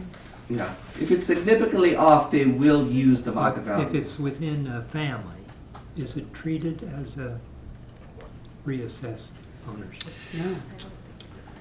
No, the kids can inherit it, which is the best deal going. But in a trust, when the person dies who owns the trust, I'm going through this now, then the value gets set. And then when you go to sell that property, it's the growth that you're going to pay the capital gains on. That's capital gains. Right. But that growth, that set assessed value at that point became a tax base. And so See, I don't think we understand this, and I think we make these statements without actually understanding. Why don't you invite the assessor to come? I actually think that might be a good idea because or David, David Ginsburg, who works for him, Right, I is think that'd be very, great. very informed. Right. Because I mean, we have this Karen, do you thought. have an idea? You say you've been tracking this for a number of years. How many family trusts? I haven't quantified because there's no easy way to kind of quantify it without just looking at the names and seeing which one has trust associated with it. But just the top of my head, I see at least, initially I see at least about a quarter, then now about half, and a little over half of the ones that But you understand that a revocable Yeah. trust has no impact on property taxes, no impact on anything. It's just an estate planning tool. So you'll see stuff in the so-and-so family trust or the so-and-so revocable trust. That is not what we're talking about here. That has no impact on it. Mm-hmm. Unfortunately, the documents I see does not really tell me what type of trust they are. So why don't we put a pin on that and invite the county assessor? No, I agree, but I just think that there's this sense where we say this in the community and we make these statements, and I don't think they're true. Okay. And I think we see on the thing that it says trust, but we don't understand that a revocable trust is not that kind of a trust which allows you to keep your 1970s assessment. But anyway. So, Okay, I guess you were just finishing up property tax. Yes. So moving on to sales tax, which is the blue line of the graph, and as indicated, it's the second highest of the revenue sources. The city does employ a consultant to help us analyze the forecast data for this revenue. Sales tax in the last 2 years had one-time events that resulted in higher revenues than normal. In fiscal year 2014, there was a large exceptional receipt from a single vendor. And then in fiscal year 2015, there was an accounting one-time accrual adjustment was made that resulted in 14 months of sales tax being recognized in that month versus the typical 12 months. So those two events kind of elevated the sales tax beyond what the normal levels are. So the fiscal year 2016 and 17 projection then returns the receipts levels to a more representative level of about 27.9 million for the 16 and 28.5 million. The sales tax has a CAGR of about 2.6% over the next 10 years, so very modest. Factored into the forecast are weekly receipts over the past several years from a few key generators. Areas of concerns we have in this area is growth in the online sales tax, which has been a concern for numerous years. So, for example, the total online sales, as was reported in the report, for Cyber Monday rose about 16% compared to last year. Our consultant, Muni Services, tells us that annually it's estimated that 1% of Palo Alto's retail sales moves to online sales. The positive is we in 2017 we're estimating a Mercedes-Benz dealership opening up in the last quarter of the fiscal year 2017. Can I just ask a question? Are we going to make more money on the Mercedes dealership or the hotel? Which would have done it better for the city? I'm just curious. It's probably about comparable, I think, between the two. That was on some assumptions on obviously on the room rate and Yes. average occupancy that we were making different assumptions given the location. Yeah, so on average, our consultants tells us a dealership like that can generate anywhere from 800,000 to maybe a 1.1 million, a combination of car sales versus the leasing operation side of it. The hotel probably is a little bit higher than probably that, but then the Mercedes could, considering this area, who knows, could have a higher sales beyond the average. So. The negatives on sales tax are, the potential loss of the Fry's Electronics. Their receipts have been declining over the last several years. The other concern we have, the HP split, We do get substantial revenues from them, and we just don't know what the potential impact that may have on us. That concludes the sales tax item. So if Let's you see, let me ask a couple of questions on sales tax. I note in our comprehensive annual financial report, it has 10 years of data. Mm-hmm.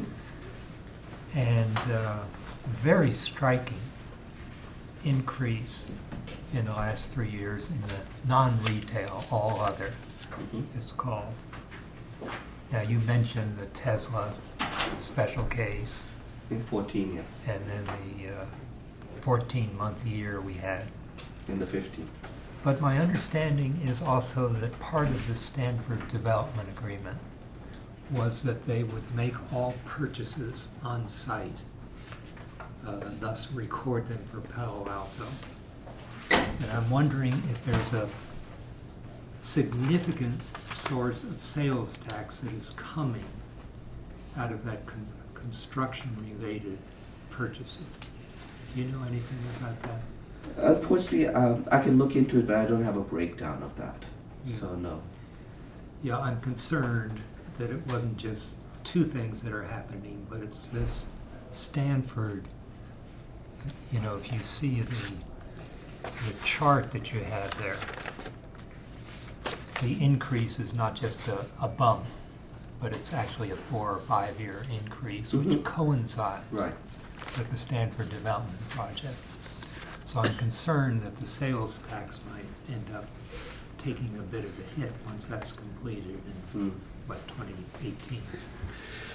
Yeah, we can definitely get those numbers and look at it, and the other concern is the shifting to more online sales as well. Yeah, that's another question. I thought that online sales were being taxed, and they were being redistributed through the county back to cities. Is that right? With the exception of specific agreements such as Amazon, they were cut-out agreements that wherever the warehouse of distribution was, that's where the sales tax would go to that particular agency.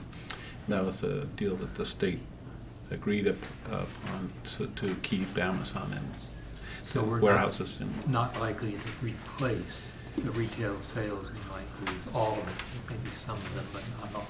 Yeah, it's for these carved-out agreements, correct. Yeah, I've noticed that our retail sector, if you put it together, is about where we were in 2006. Yeah. That there's no increase taking place. Yeah, retail has been flat. Yeah. Yeah. So I guess it's hard when we keep trying to put in grocery stores and they don't work. There might be a reason. Probably. So, okay, you don't have thank any you. questions? So, Yeah. so we'll move on to transit occupancy tax. This is represented by two lines in the graph. The green is the general fund portion, while the brownish color reflects the infrastructure receipts. So we broke it down into two so you can see what the general fund and the infrastructure portions are. So the hotel occupancy and daily room rates have risen substantially, even with the addition of 3 hotels, with a 4th expected to open up soon. I talked to the folks at Clement. They originally expected it to open in November, but they had problems with the contractors. So they're hoping to now either mid-January or February. As I said, they have all their staffs trained and waiting, so they really want to open up as quickly as possible. But they have to get the construction out of the way. How many rooms are there? On, It looks small from the street. It is. It's going to be mostly high-end suites. At one point, Mr. There are 23 rooms. Clement was talking about. So you'll have the Sheridan at one level, and then you have the Western at the next, and now you have the Clement, which is your high-end suites. And boutique. Yes. Yeah, He was. I don't know where he's going to end up, but he was trying to do an all-inclusive suite concept in the range of $800 a night. Yeah, cheaper than the Rosewood. You should give us tours. That's what he of these said, new and with the hotels. inclusive, it's even a better deal, is what he thought. Now, can we annex that? So just 23 rooms. Laughing is not good for me. boutique-y. Sorry. So continuing on, in 2010, the occupancy rate was about 66%, while in 2015 it's 80%.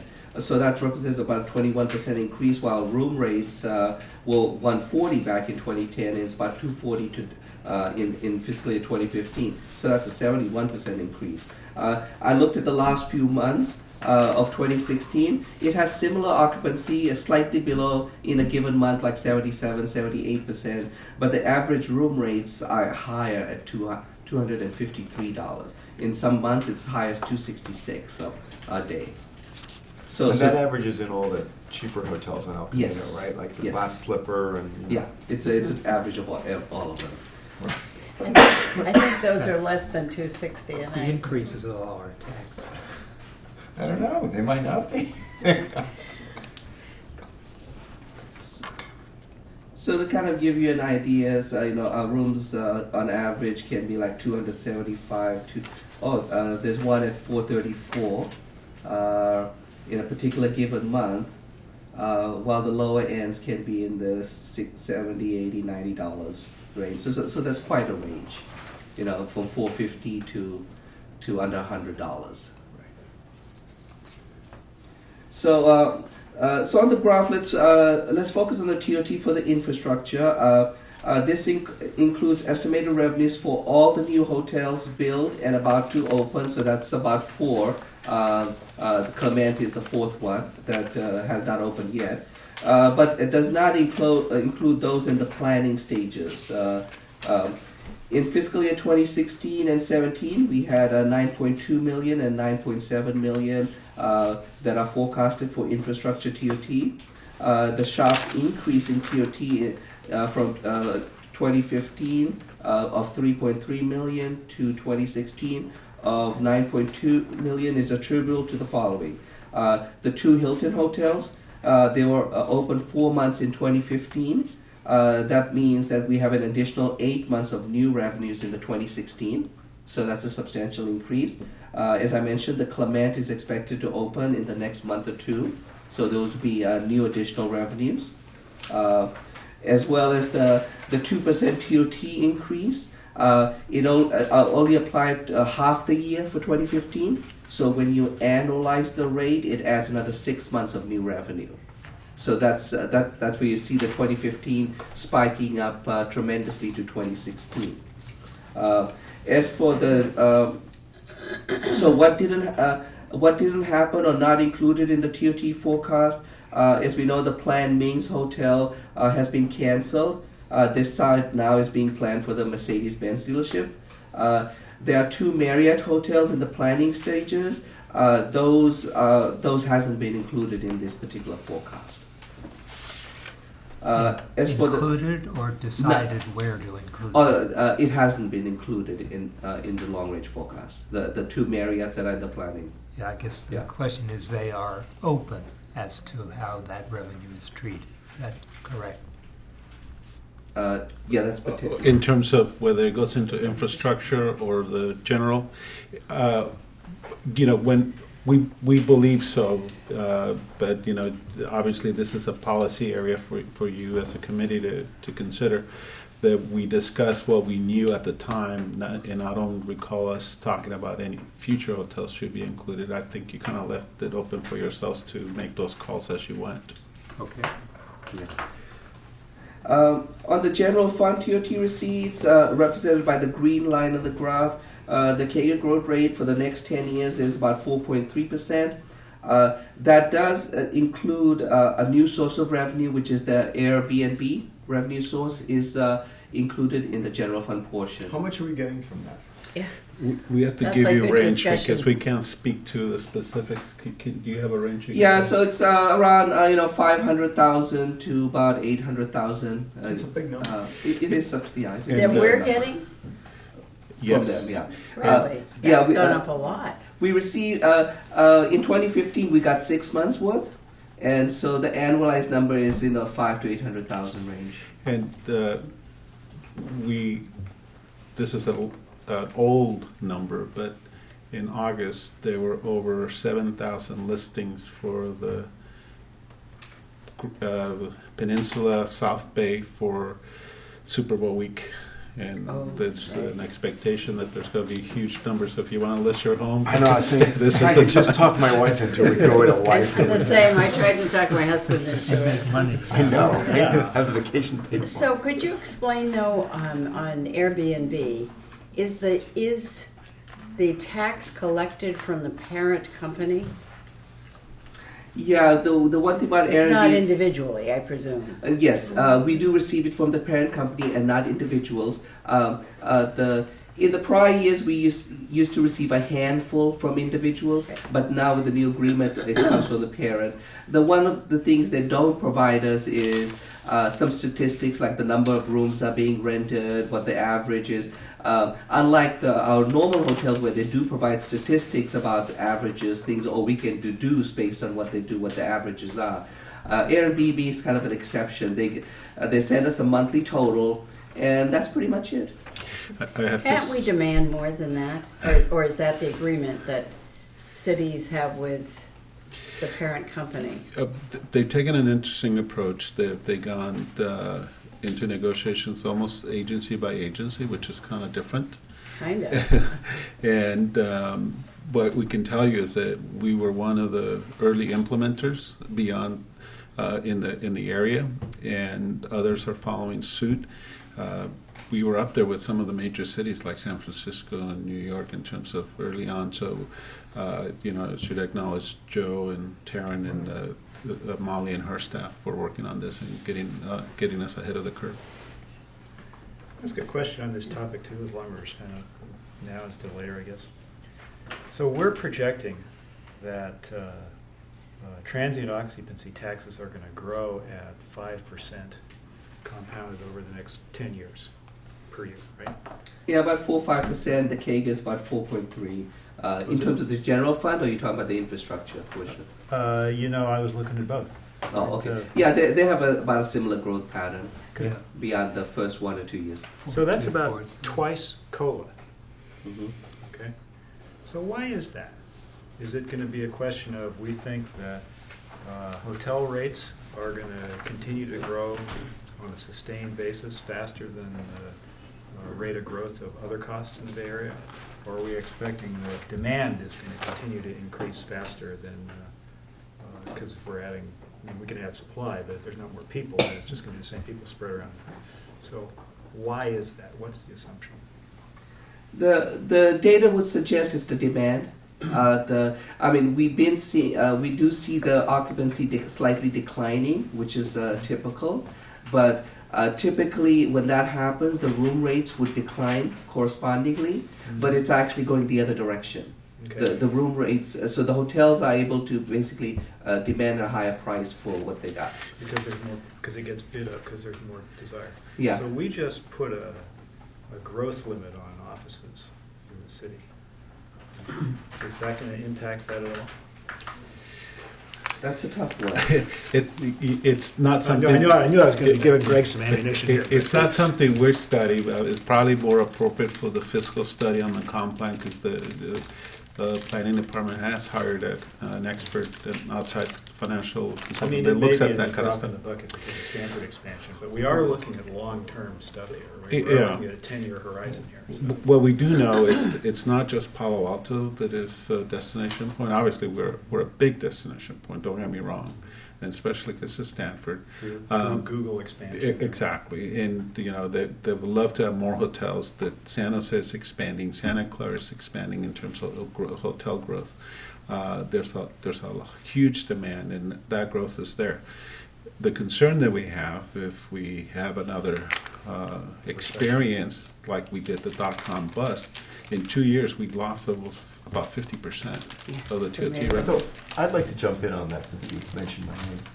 I actually think it will have no impact whatsoever. Okay. And the reason I think it will have no impact is because you're going to have continued Facebook expansion on one side, and you're going to have the North Bay Shore Park. And you're having I think the bigger risk, frankly, is that they build a lot more hotels in Redwood City, right? Which is also having huge expansion, right? I mean, huge office space growth, and that starts to capture. Of course, if anybody else looks out there and says, "Wait a second, this thing's going to grow at 5% a year compounded, right? From now until the next century, right? They're going to do the same. They're going to do the same arithmetic we're doing." Well, there are 2 planned in Menlo Park. There are 2 planned in Redwood City, and there's a big one in San We're Carlos. talking 10 years. There will be more, right? Yeah. So I actually don't think we're going to get the 5% growth because every city wants hotels. If anything, we're probably the most anti-hotel of all the cities. Probably right. We are, So, absolutely. right, everybody else bends over backwards to get a hotel. Yeah. And so my sense is they will build to the market, right? At which point occupancies will start to fall and they'll start to take ours. And so I don't see the 5% compounded growth, frankly. I think I agree with you. I think that's right. Yeah, cannibalization has been our concern, but based on the information we have, that's our estimate. But you're probably right, as the surrounding areas, including maybe the 2 areas, if at some point there will be an impact. But based on what we have today, that's what we have forecasted on. So the other thing I'd like to say on that is I think, since I went through it on the Finance Committee, I think if we think back to the way we were thinking in 2009, 2010, right? A very different attitude, very different occupancy rates. Hotels were, you can see that, where it was dipping, right? And if you look back at the financial forecasts from 2011, 2012, they're so much more conservative, right? The revenues are like $30 million less in the out years, $40 million less in the out years. Makes a huge difference. And so I actually think, in the business cycle, we're like at the peak right now. Right? We're up here. That means we're going to go down. There's only one way to go. No, this time it's different. Well, that's a good observation because you're absolutely right. At that point, my recollection, and that's where Joe and I were very concerned, was that every major economist just about, we can't generalize completely here, was having doubts of us recovering quickly. And so we were very concerned about that. And that's reflected in our numbers then. And obviously it didn't turn out to be that way. We came out much, much faster than the rest of the nation in our Bay Area. Do you know that there's never been a consensus of a year out of economists that we're going to have a recession? Ever? It just happened. There isn't, but most of them agree that if you look at it in a 10-year forecast, you're going to have one. I think there's a statistical number that says around every 8 years or so. You put that in your report. We're gonna thank you for doing that, by the way, when we get there. But okay, go ahead. So yeah, I'm with you, right? I think actually the conditions to sustain 5% a year, I don't see it. All right, I think we should build no office and build another 30 hotels. Yeah. But no parking for move ahead. Yes. So the next major item is the documentary transfers tax, which is the purple line on the graph. This revenue source is somewhat unpredictable given the volume and the mix of commercial and residential transactions can vary significantly from year to year.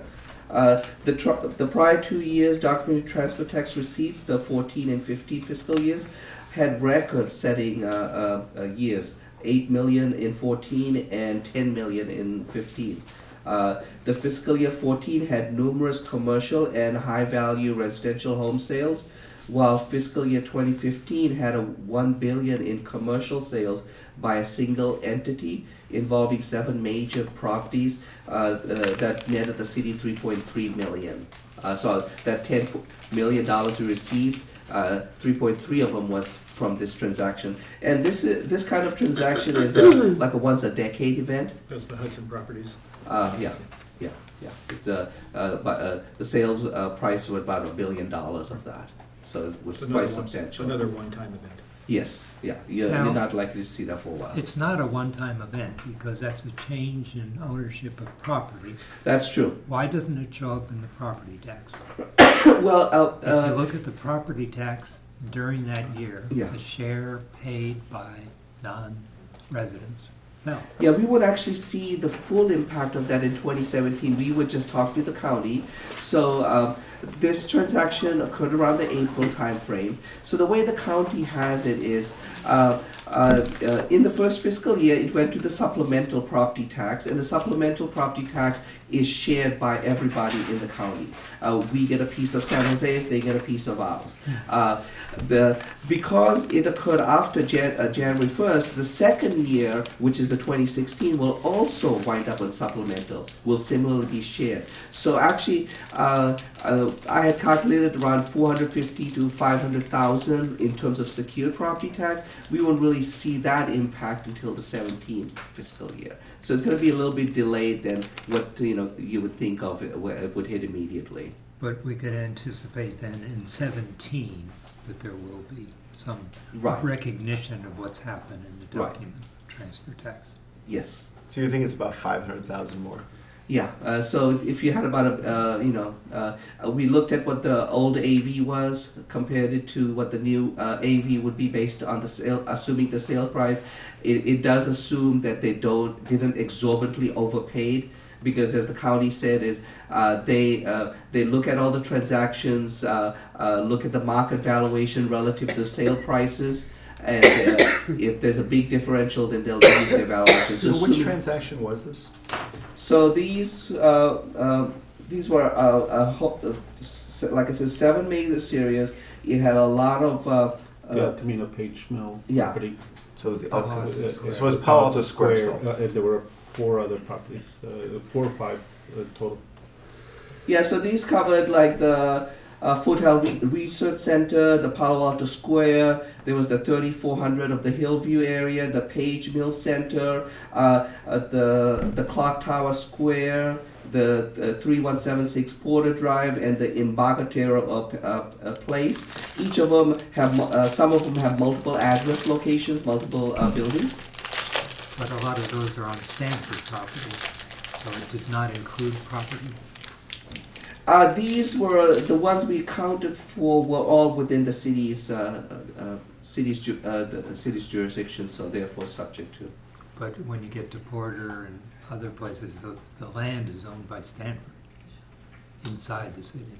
Yeah, so if it's inside the city, it would be subject to our property taxes. The fact that it's owned by Stanford, Yeah. a long-term ground lease. Yeah. When a long-term ground Yeah. lease changes, As there's long a as it's- reassessment yeah. based on the ownership of a long-term ground lease. Yeah, Exactly. 50 years or longer. Right. Yeah, as long as it's not within the Stanford boundary, it would be subject. Yeah.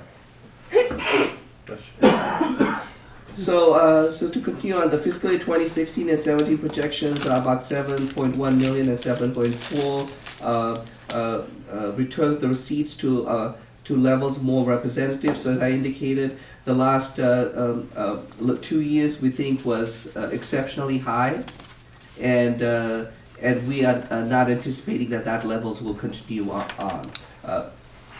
So that's for the documentary. I'll take a moment if there's any additional questions for that. Are you going to add them up? Yes, they are.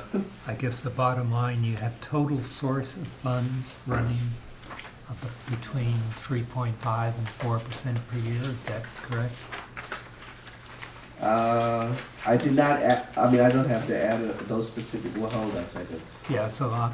Bottom line on Yeah. the sheet. Yeah. You're asking about the growth rate? Yeah. It's 3.8%. Okay. But that includes the 2 years of 3.58 growth. 3.58%. Okay, yeah. Okay, 3.5. That's if you go back to the projected. So They that's... used the starting point as the planned, the adopted, but if you go back to projected, that's the number you get, 3.58%. Yeah. So that's your best anticipation of over the next decade. Yes. What we might anticipate our revenue flow to be. Correct. 3.5, 3.6. Yes. It derived from the Finance Committee direction to use a 20-year Yeah. CAGR review. Right, but when we talk about a sustainable budget, I guess we want to be thinking in those terms. That's a very important number for us. Correct. I mean, we did an analysis also with a recessional model, which is represented to kind of reflect. We like that you did that, and we'll get there. Go ahead. Yeah, okay. So let me, sorry. I think this is all intriguing. It's fascinating. But once I go out 10 years, what's that really doing for me? And that's a good question. And, you know, sometimes there's the discussion among our group of finance officers that maybe 10 is too long, and, you know, other agencies use 5. You know, Stephen Levy, who we have review this for us, that's a courtesy, tells us the first couple of years, that's the best way I can help you. Beyond that, you know, it's a guess. I agree with him. I don't know how you can make predictions. But we can make guesses. When we approve infrastructure investments, we're doing it for the long term. Infrastructure. Well, of course, we're doing it for the long term, but when we sign an employment contract, that's for the long term.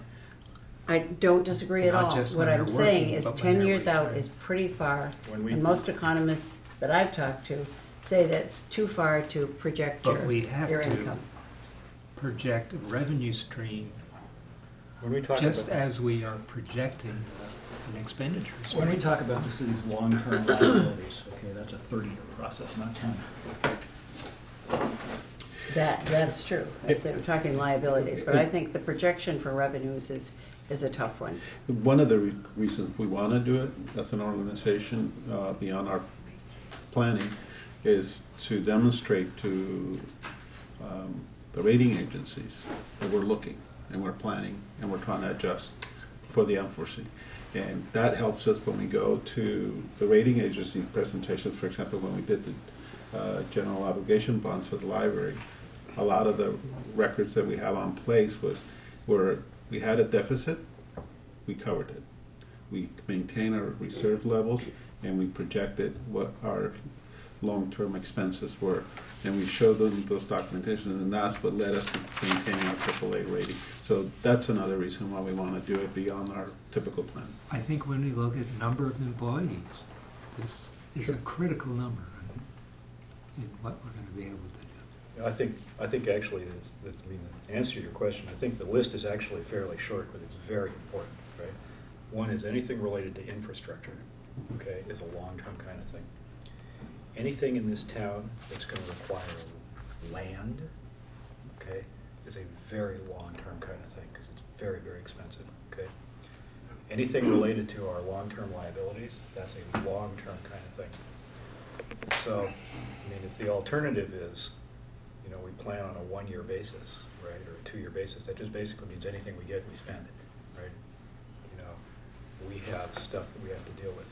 So, I agree with you, right? I mean, I think our ability to predict exactly what our revenues are going to be, you know, 1 year, 2 years from now, I think we do pretty good, actually, right? Right? But as you point out, it's throw darts. But you have to understand the direction, because small changes in this stuff over long periods of time make enormous differences, right? And so you have to project it. You have to do this.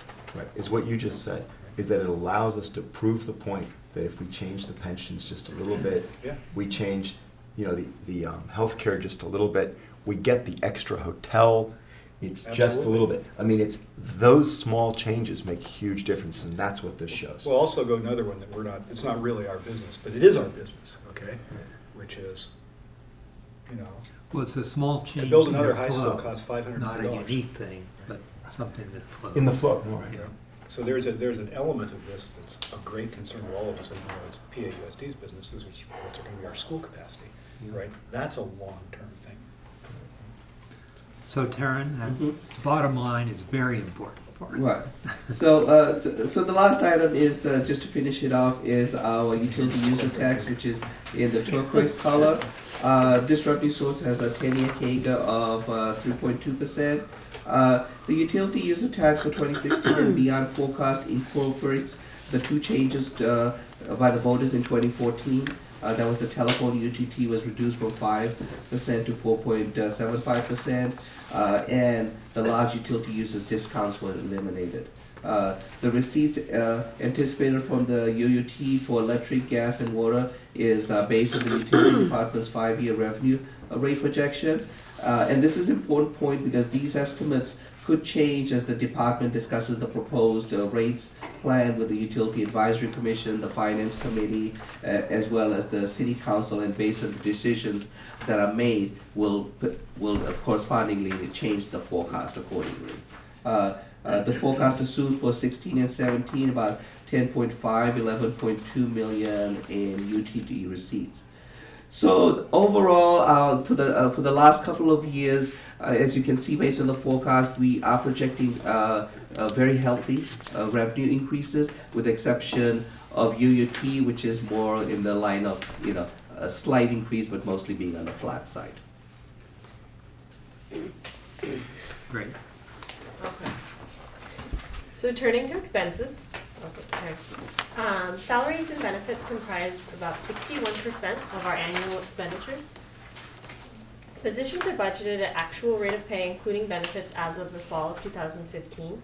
The city is currently in negotiations with various bargaining groups, so our forecasting includes salary assumptions and benefit increases based on projected increases in the cost of living and market-based adjustments. So you're saying 2.5%, or what are you saying? I'll take this.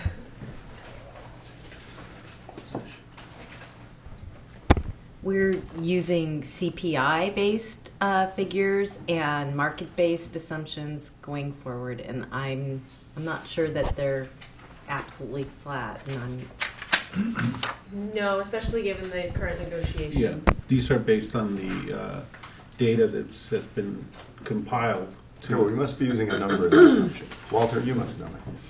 So what we do is we obviously, as we're progressing through labor negotiations, we get updates from the authority we get from the council, and that's included in that forecast. Once we go beyond the terms of the contracts, we ratchet down to 2% salary increase, so that it's in the outer years of the forecast, and thereafter with the corresponding benefits increases. So on the outer years, we look at a 2% increase. That's correct. That's traditionally what we have done in the last few years. I know. So do we capture, there's the salary increase on it, but then there's, general step increases and merit increases that occur. That's correct. In the two different basic organizations. And so I understand why the 2% is in there, but do we ever go back and look historically at what the number is and use that number? Wouldn't that make more sense? I mean, we're not saying we're giving it, but that, historically it's gone up 3% on average over the last 10 years, or 4% or 5%. I don't know what it is. So there's been discussion about that, and there's been different viewpoints from the council. Some feel that if you embed something like that into this document, then it becomes the promise of future increases. And so we've gone back and forth over time. So what we basically said, well, instead of going one way or the other, why don't we pick a number that we think is a base for assumption purposes, that use that, knowing that the numbers could be different and in some cases higher. We had several years where we didn't have any increases recently. And so the way we've kept that salary and benefit number down, though, is recession. We laid off 40, 50 people. Right. So there was almost 70 so it doesn't positions. reflect what people are actually earning. But even in the recession, we gave no cost of living increase. But I know there were step increases, and I know there were merit increases. Yes, there were. And so if you average that out over the employees, I bet it's at least a 1.5% increase or something. I don't know, maybe 1%. So actually, you see, council member, if you look in the outer years of the forecast, there's the last page of your CMR, this report, where we take the tables for expenditure. We show you the dollars as well as the increases. So you see it actually quite clearly there. Assuming step increases, which we plan is, what we do is we take a payroll snapshot. If somebody says step 1 in fiscal year 2015, then step 2 in 16, actually starting with 16, 17, step 2, et cetera, until they reach the max. And you see in the salaries, starting with 2019-20, it revets down to about 2.2% average increase in salaries. Benefits goes down between 3.5 and the out is below 2.5%. The reason why Callie will talk about it in a second, but I'm going to preview it for you. The reason why benefits are actually decreasing is health benefits increases are the same. But if we looked at the Bartel presentation we saw at the Finance Committee in November, the way Bartel, John is actually projecting pension rate increases forward, he sees a flattening of the pension rate increase at the very last of the part of the 10-year forecast, and we use those numbers. That's the primary driver of benefits actually decreasing per year. The rate of increase is decreasing. Right.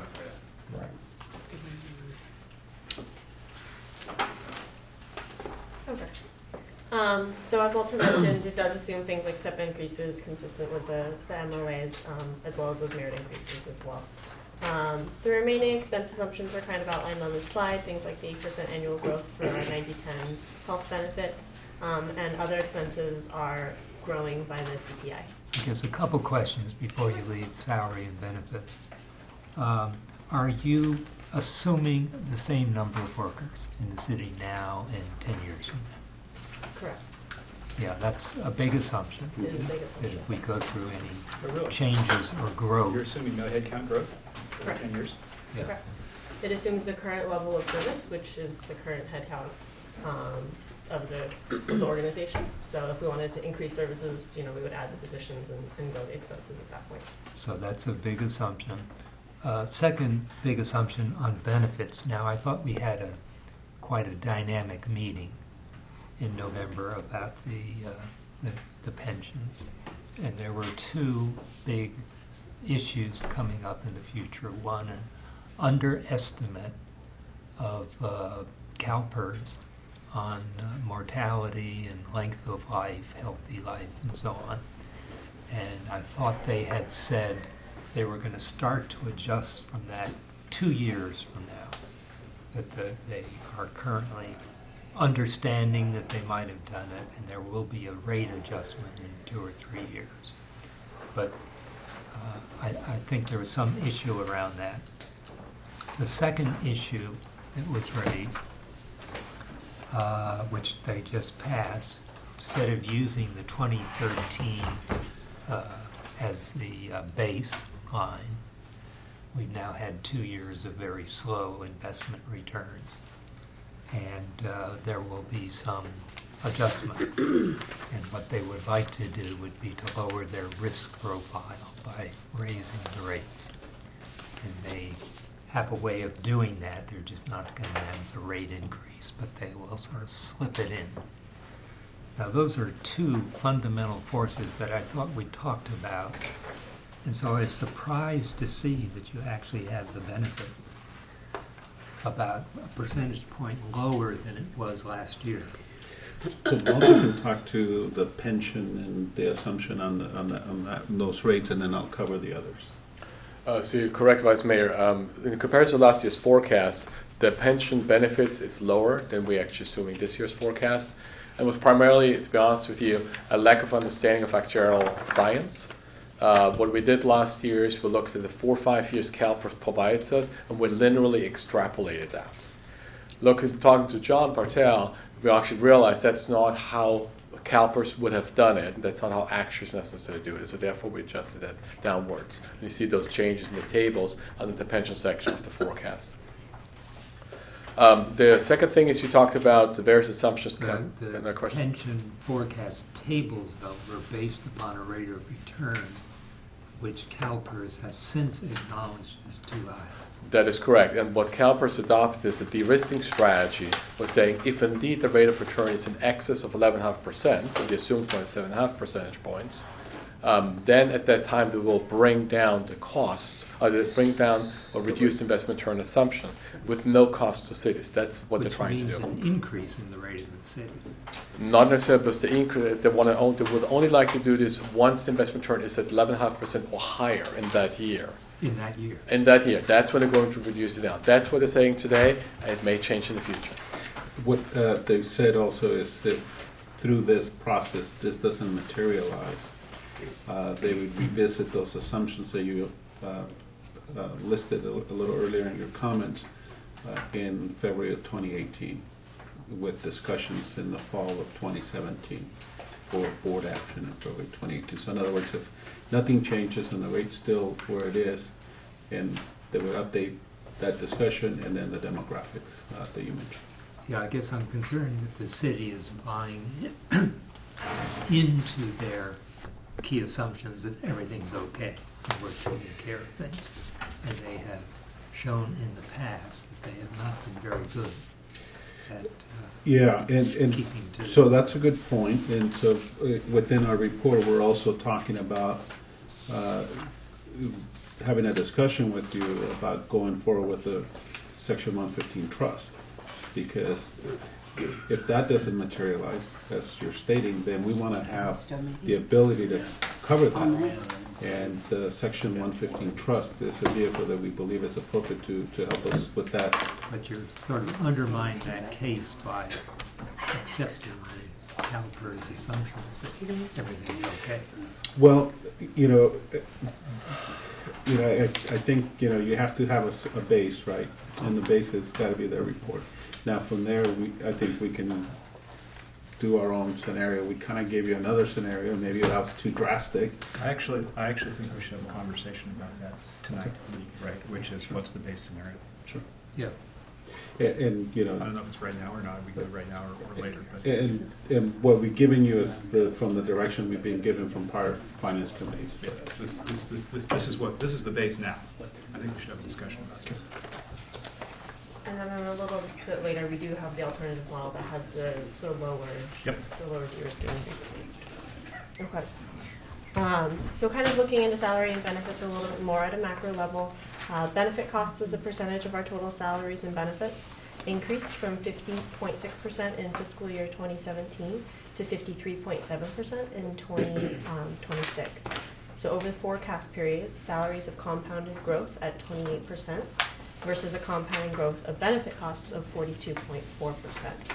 So this compound growth is less than estimated, as you guys noted, than the previous forecast, primarily due to that lower city pension contributions in those out years. Can you back to the previous slide for just 1 second? Yeah, of course. I just want to observe that 3.9% annual growth of salaries and benefits. So I don't know the salaries and benefits, but historically the general fund expenses have been 4.9% a year. Right? So it's actually a little higher than that. Okay, we just sort of concluded that with a projected increase in revenues is going to be 3.58%. So that's actually below the growth in salary and benefit expenses. Correct. Okay. Go ahead. With recognizing the budget's salary benefit is only 61% of the total budget. Sure. Right. But the total budget historically has increased at 4.9% a year.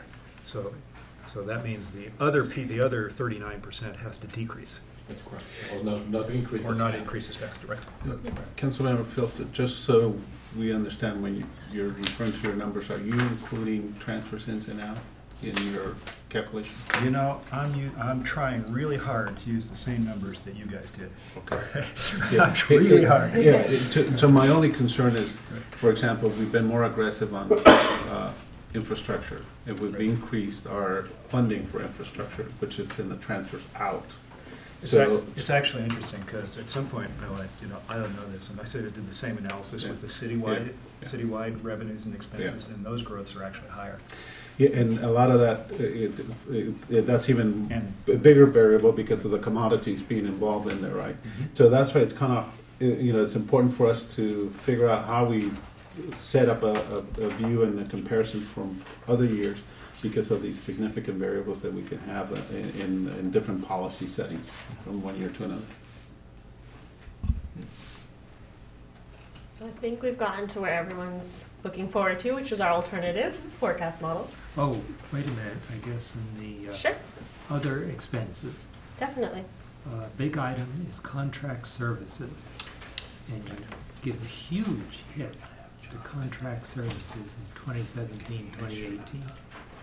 What's taking place there? I thought there was a movement to try and find opportunities to bring in efficient services where possible. Sure. So what you see is what happens every year as part of the budget. You might recall when you went through the review of the 2016 budget, we asked for a lot of one-time additions. one-time contractual services. So these are taken out. So that's the change you see from $17.4 million in 16 projected down to $14.5 million in 17. And then we have an escalator factor, which is the average CPI for the last 20 years in San Francisco Bay Area of 2.6%. That's what you see as escalation factor in the forecast.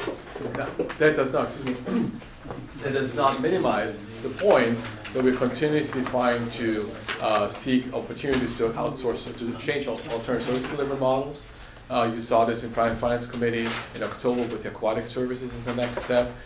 So staff still explores this. Maybe not as systematically as we would like ourselves, but we still continue across the departments to figure out how can we do things differently. Just an example, I mean, we have substantially increased our spending on infrastructure, and 80% of that is going to be based on contracting. That is correct. So shouldn't that show up as an increase in our contract? No, it will not show up because it happens in the capital improvement fund. So if you transfer the dollars from the general fund to the capital improvement fund, and that's where you see the expenditures for contractual services. This is only a general fund picture. It's not a citywide all funds picture. Okay. So I have a question. You know, it's really hard as a council member because we transfer money all over the place, we do different things. So I always look for simple measures of if we're on track. And I think one of the simple measures I'd like to see is what percentage over time is salaries and benefits versus other expenditures. So you told us it's like 60, 61, right? Mm-hmm. So is there a chart that shows us, you know, over the last 10 years, if it stays constant, then I think everything's sort of going up together. That is the answer. I've looked, and it has stayed constant. Yeah, I looked at 2000 and it was 60-point-something percent. You got to figure out what to do. Maybe you guys probably have, right? You got to figure out how to deal with capital expenditures in that mix too, right? Because you're really looking at sort of.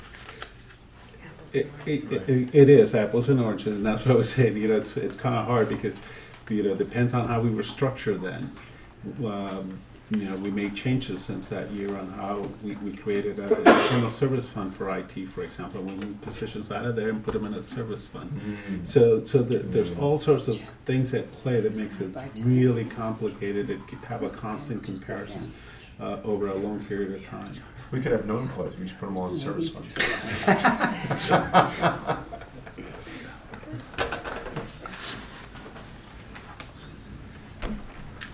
Okay, you were going to move on. Okay. So, as we've discussed, in order to provide some potential alternatives, we analyzed two other long-range options. One is the low pension investment return, and the other is a projected recession beginning in fiscal year 2018. The first one is the CalPERS Core Investment Return Model. So this scenario reflects continuous poor CalPERS investment performance resulting in exceedingly high pension rates. Our rates of return are between 0.2 and 4.1%, and you can notice what happens to our bottom line. You'll see the operating surplus is reduced in fiscal year 19, and then in fiscal year 2020, we actually flip to a deficit in comparison to that base model. So over the 10 years, it's about $50 million difference is what it looks like. Is that right? Going to go from a surplus of 40 to a loss of 11. Oh, I see what you're saying. Yeah.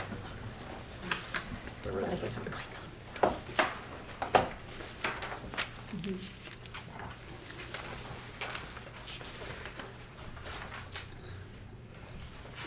So then, the second model that we have presented is the an estimated 2019 recession. And this recessionary model assumes a reduction in our major tax revenues. And they are anticipated to decline, but they are declining at a lower rate than those that we saw in both the dot-com bubble and the Great Recession. So if I see that one right, you basically dig about $100 million hole, right? Yeah. So it's about 140 short of the normal plan. Now I noticed on there you used the normal expenditure train, not the low CalPERS expenditure train. But if there's a big recession, how realistic is it that you'd have the normal CalPERS expenditure? It seems like you'd have to add that on, because if you added that on as well, you'd have another 50 million, right? So you're at 200 million. You're at $200 million short over the 10 years. Now that's probably not real. I mean, I think 0.2 to 4% is probably pretty conservative, right? Very conservative. Pretty conservative, yeah. And a recession would only be a few years, right? But I think it's going to be south of there, right? It's probably not a good assumption that it's 7.5% return compounded, right, through the 10 years if there's a big recession. What if we did 6%, right? Or you've said before 6.5% or something like that, right? If that's what they get. Yeah, I could probably not off the top of my head right now, but that's a calculable number. I just don't think I have it right now. That actually was going to be, if we're going to sort of talk about this, it seems to me that the base planning case that we ought to use, as good conservative folks, shouldn't be, the CalPERS. I think we ought to look at, you think 6.5% is, well, my sense is it's, so as long as you're asking me, yeah. I think what you would hear me say is with ignoring for a moment the CalPERS risk mitigation strategy. So do me a favor, set that aside. We set that aside a long time ago. I think that green line is what I would refer to as a 50% confidence level number. And what you may want to look at is something that would be a little higher, maybe a 60% confidence level number that probably comes closer to 7 rather than 6.5. I sort of think at 6.5 might be a good number. So what kind of confidence do you think 6.5? Yeah. So these are all off the top of my head, sure. But I think that probably gets closer to a 70% confidence level. When we're talking about the volatility, that's a very high confidence level with the volatility we have. Well, we're a municipal kind of thing, it's not a Vegas road trip here, right? So. Yeah, you but think that's it's too conservative. What about 6 3/4? Well, so you asked me before. You said 7. I did. Fair enough. So that doesn't mean that you couldn't use something other than that, but that's. Let me put the issue in a slightly different way. We're talking about long-term investment growth, and you can have an average of 7% return, and if the last 2 years dip down a little bit, your sum at the end ends up being close to what your projections are. But if those 2 years of dip, where maybe the market is only 4%, happen early on, you create a hole in the deficit. It does. Which is not recovered. Now, the question is, are we in such a situation now? Because if you put last year together with the first half of this year, the rates of return are fairly low. Or if the market is overvalued and is going to go through a readjustment at some point, we could see a substantial hole, even if over 10 or 15 years you reach the 7%. So, how do I say this? It's almost as if you knew what my slides were going to be. We kind of have a couple of sample investment return projections, and are projecting your rates based on those investment return, and so I think we can get to an answer that that helps you with that question. Okay. So I was going to suggest that I think we should do that, right? And the other factor that I think we should put into this mix is if you go back to the slide go back about 3 slides, next one, the previous one, that one, 3.9% annual growth rate of salaries and benefits. Because the annual growth rate of salaries, okay, also impacts this curve. So I think we ought to pick a number that's not 2% or whatever it is. Something, I realize there's sort of like a bunch of things associated, but I think we ought to pick a number that we feel more appropriate, right? Put that in the mix, and that ought to be our base case, okay? Because, everybody knows this, but I'll throw it around anyway. This chart, assumes that this is going to happen, right? This doesn't happen. This doesn't happen, right? So I think we need to be a little more careful with the out years here, right? I think we should be a little more conservative. Good. Okay. Beginning discussion. So, Mike? Why don't we switch on over to the presentation of Mr. Bartel. John Bartel's here from Bartel and Associates. I probably won't have the presentation for you on paper. Mr. Bartel just arrived this evening. I'll provide that to you later in the meeting electronically and make it available in the documentation. Is this Walter's last meeting with us? It is, unless you make him come back tomorrow. No, we don't have to come back. Who's bringing the alcohol?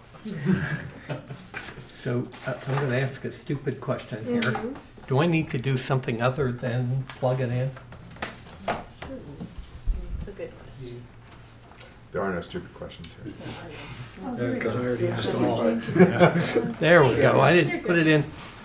There we go. I'm going to go through some of this information relatively quickly. You all have seen it before, and I'm going to, if you want me to slow down, please tell me to. But my goal is to get towards the end where we look at a supplemental pension trust. So I'm only going to spend time on the very last square bullet there, the CalPERS risk mitigation strategy. I do want to take a couple of seconds and talk about that. Everybody should understand that is not cost neutral. Everybody should also understand we have not yet factored it into our contribution projections. Here's really what CalPERS is doing.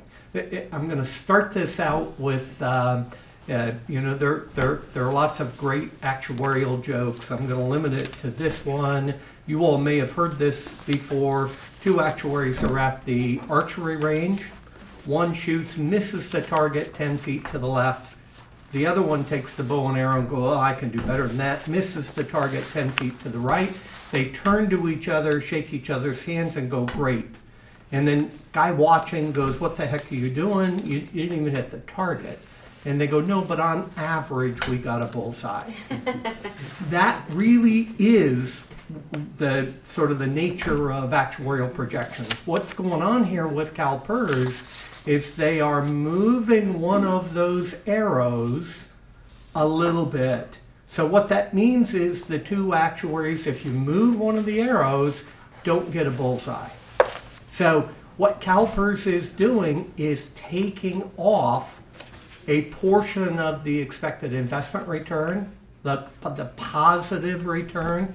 And what that really means is that the average return will be less than the expected return. So the risk mitigation strategy will almost certainly not be cost neutral, will increase rates over time. There's not really much doubt about that. You should expect that to be the case.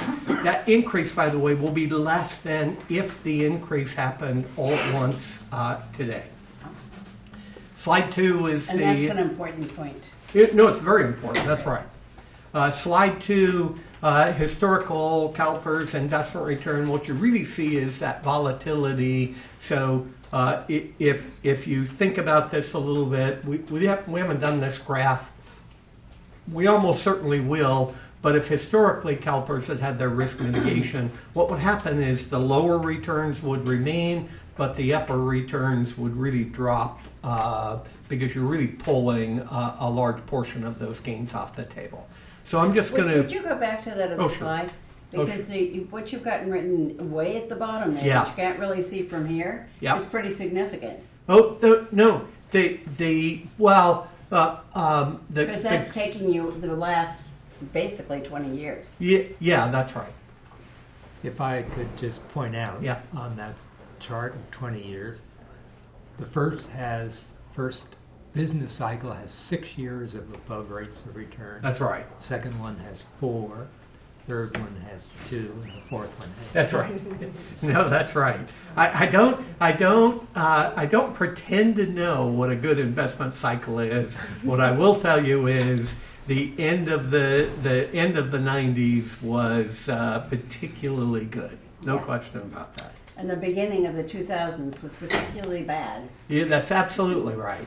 There's really two periods there. There's the early 2000s that were particularly bad, and then, of course, the recession. That's absolutely right. You all have seen these graphs before. This is the contribution projections for miscellaneous. So this is the short term, and this is the longer term. I'll just say this one thing.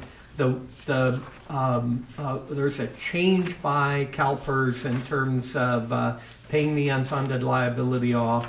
If we had done these projections before that change, you would not see the city's rate dropping to the normal cost rate. You would see the rate getting to a slightly lower amount, but remaining quite high for a long period of time. So that change, see the safety graphs look some way similar. What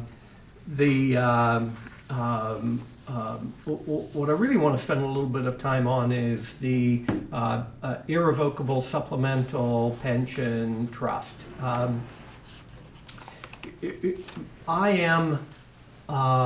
The more we look at these trusts, the more I am convinced they do a modestly good job of helping bring the unfunded liability down, but where their value really is really as a rate stabilization fund.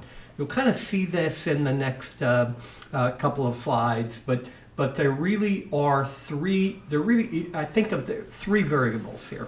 Variable number one is how much additional or seed money would you want to put into the trust? Could be a single sum amount right up front, could be constant amounts over a period of time. So that's variable number one. Variable number two is what do you want your contribution rate to be? What do you want your stable contribution rate to be? And then option number three or question number three is how long do you want the trust to be viable? How long do you want the trust to exist and essentially not run out of money? And the idea really is that you put your supplemental contributions into the trust and then you compare your CalPERS actual rate to whatever your budgeted or your target rate is. And if the CalPERS rate is below that, you keep your budgeted rate and you put that difference into the trust. And if the CalPERS rate is higher than your budgeted rate, you pull money out of the trust to pay for it. So again, you keep your budgeted rate. So what we're going to do is look at two investment return scenarios. Investment return scenario A, both of these are kind of have some sort of investment return cycle to them, if you will.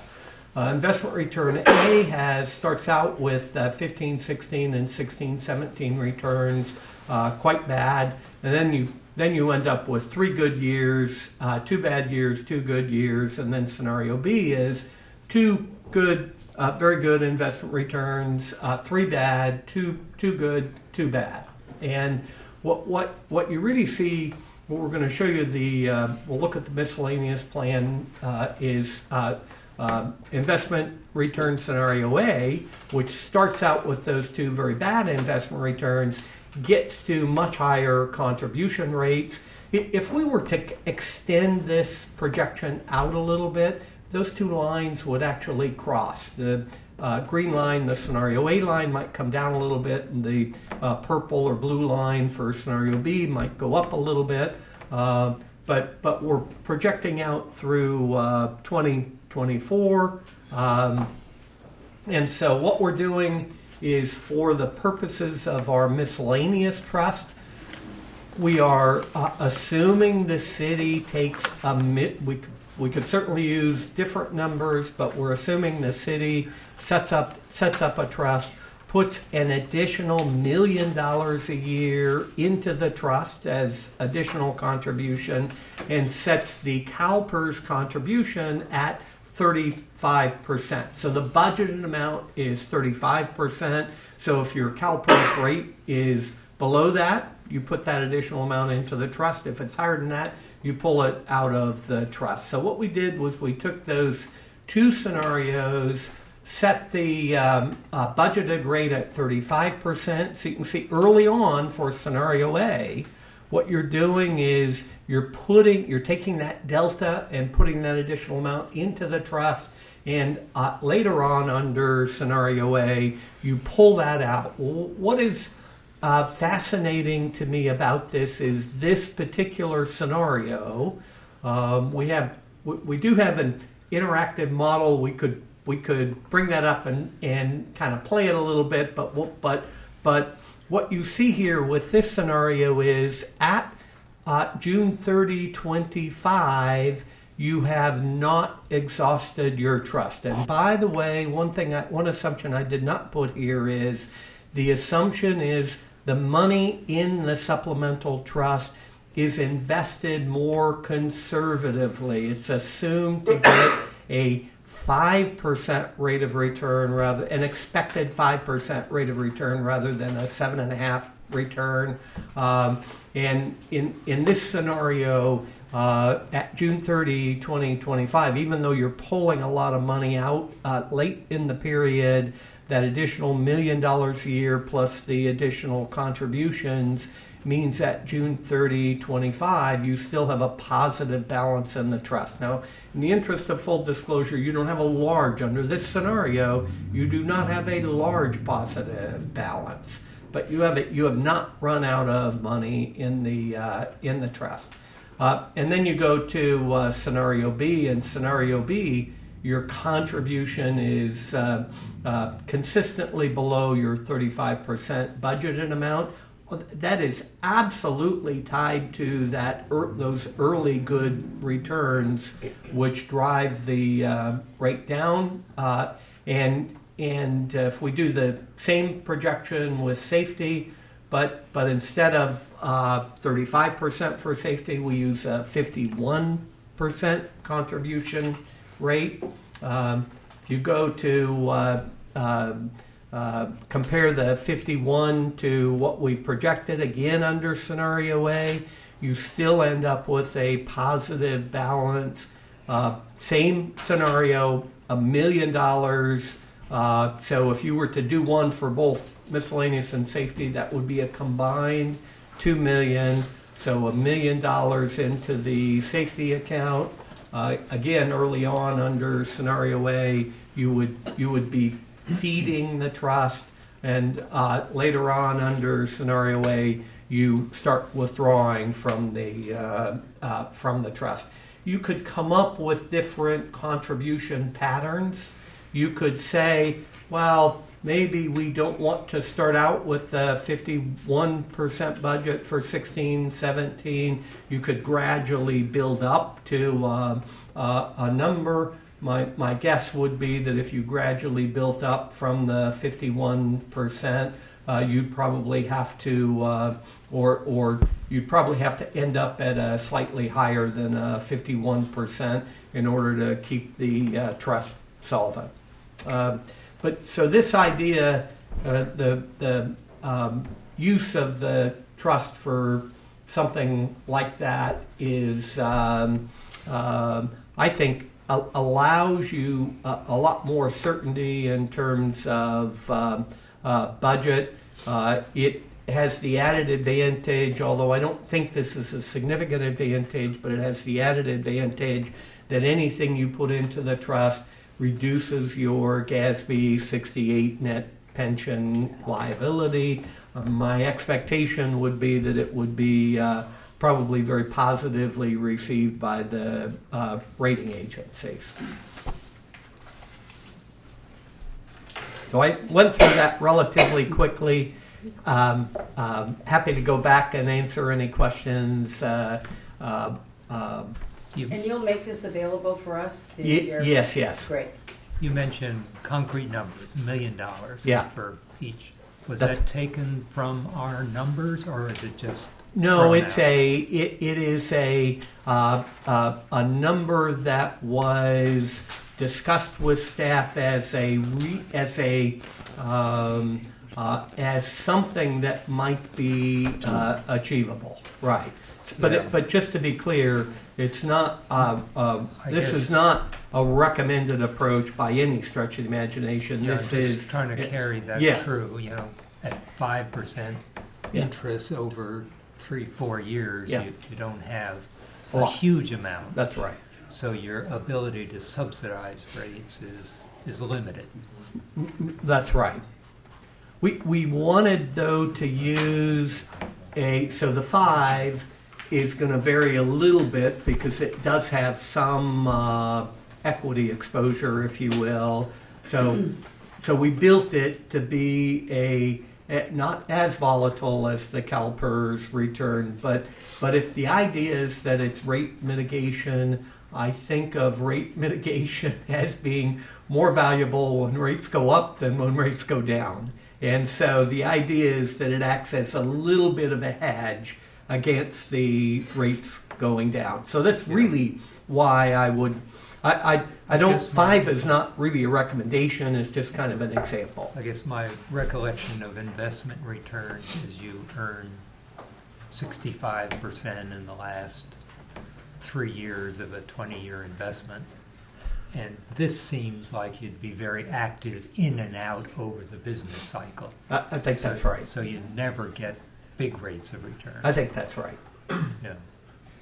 The other comment that I will make on this is this trust is not designed to have a lot of money in it. It is designed so that if you start to see it having a lot of money in it, you ought to consider revisiting if the trust ends up with a lot of money, you ought to revisit every couple of years your 51% or whatever your target rate is. So if you have a lot of money in the trust, maybe you bring the 51 down to 49. There ought to be some advantage. It's more to help you over these cycles. That's exactly rather right. than be a retirement fund. That's exactly what it. That's what I absolutely think the value in this trust is to do exactly that. As opposed to paying down the UAL early, for example. That's right. That's right. I would not. If you wanted to pay down the UAL early, what would you do? Well, so for me, let me give you my caveat, because the caveat is if I were on the city council, I would want very badly to pay that unfunded liability down as soon as possible. I will tell you, in normal environments, I think paying any unfunded liability sooner rather than later is absolutely the way to go. The challenge, though, is under the CalPERS model. If you paid the unfunded liability down very quickly, you end up with a high degree of likelihood that much of that money that you put in the trust would not be usable. Meaning that your CalPERS contribution rate can't drop below the normal cost. So if you end up being more than 100% funded, Right. it would be the actuarial equivalent of having a reserve in your city investment funds that you could not use for anything.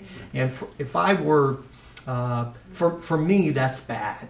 And so I want to pay the unfunded liability down, but I want to do it cautiously so that I have access to that money. And that is an advantage to these trusts. Right. We That's- think That's we part of the rationale to keep the amount in that low, so you don't That's- have that much at risk. That's right. Yeah. Just could you use this in combination with some other mechanism to pay down the unfunded liability quickly? Yeah, I mean, just to be overly simplistic, if you wanted to pay the unfunded liability down so bad you couldn't resist that urge, I actually think you could move it into the supplemental trust. That reduces your unfunded liability, but it does not give that money to CalPERS quite as quickly, which I think mitigates your volatility, and so it gets your unfunded liability. The downside to that is the information coming from CalPERS still shows the higher unfunded liability, but it allows you to use that money to set a budget number that might actually be lower than the normal cost. I think we can't rely on CalPERS I think you said it beautifully earlier this evening. You said, we've got a liability and we got an asset. And right now, we ask CalPERS to tell you what the value of our asset is. That's just too creepy. I think we gotta know. So, Sorry, go ahead. I just wanted to ask. We call you Mr. Bartels, don't we? No, call me John, please. I know people call me Mr. Bartell. That was my father's name. I can please remember call me John far better. Yeah, I respond to John better, just so you know. Yeah, so Jim and I were just talking on the side, and he did say, you are the California expert on this. That's way too nice. In the interest of full disclosure, I like low expectations. Because then you cannot be disappointed. There you go. There you go. So as we look at something like this, tell us what other municipalities have done that is similar or dissimilar, and who has come out ahead and who hasn't, and looking. One of the things about PERS that always bothers me is they're wildly volatile. Yes. And their return.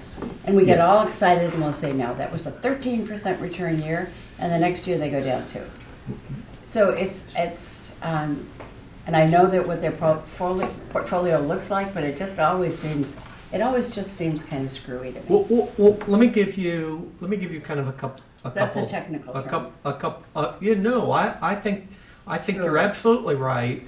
That volatility in the investment return, you should get used to it. I'm sorry, it's going to be there, and you should recognize that, particularly in today's communication environment, where newspapers are incredibly good at short articles, 30-second sound bites on TV. It is virtually impossible to communicate other than short-term volatility in the numbers. But you should absolutely understand that volatility is going to be there for a long time. That's number one. Number two, that volatility will translate into contribution rate and budget volatility. There's no question about that.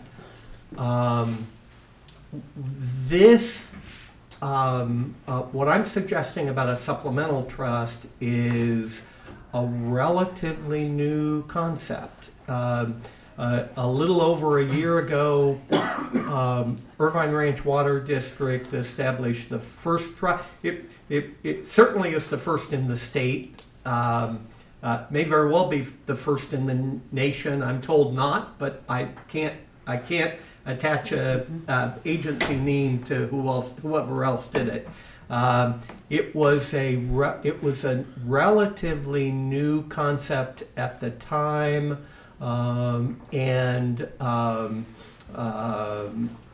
so what if you want examples of how these trusts have worked, we're brand new.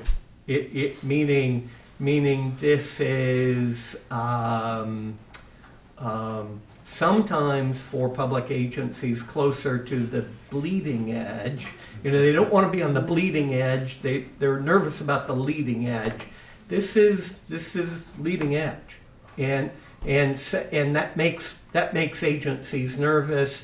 We think I've not talked with the folks who really are setting these trusts up, but we think they're probably year to date less than 20 agencies have actually set these up so far. So there's not much precedent here. There is not.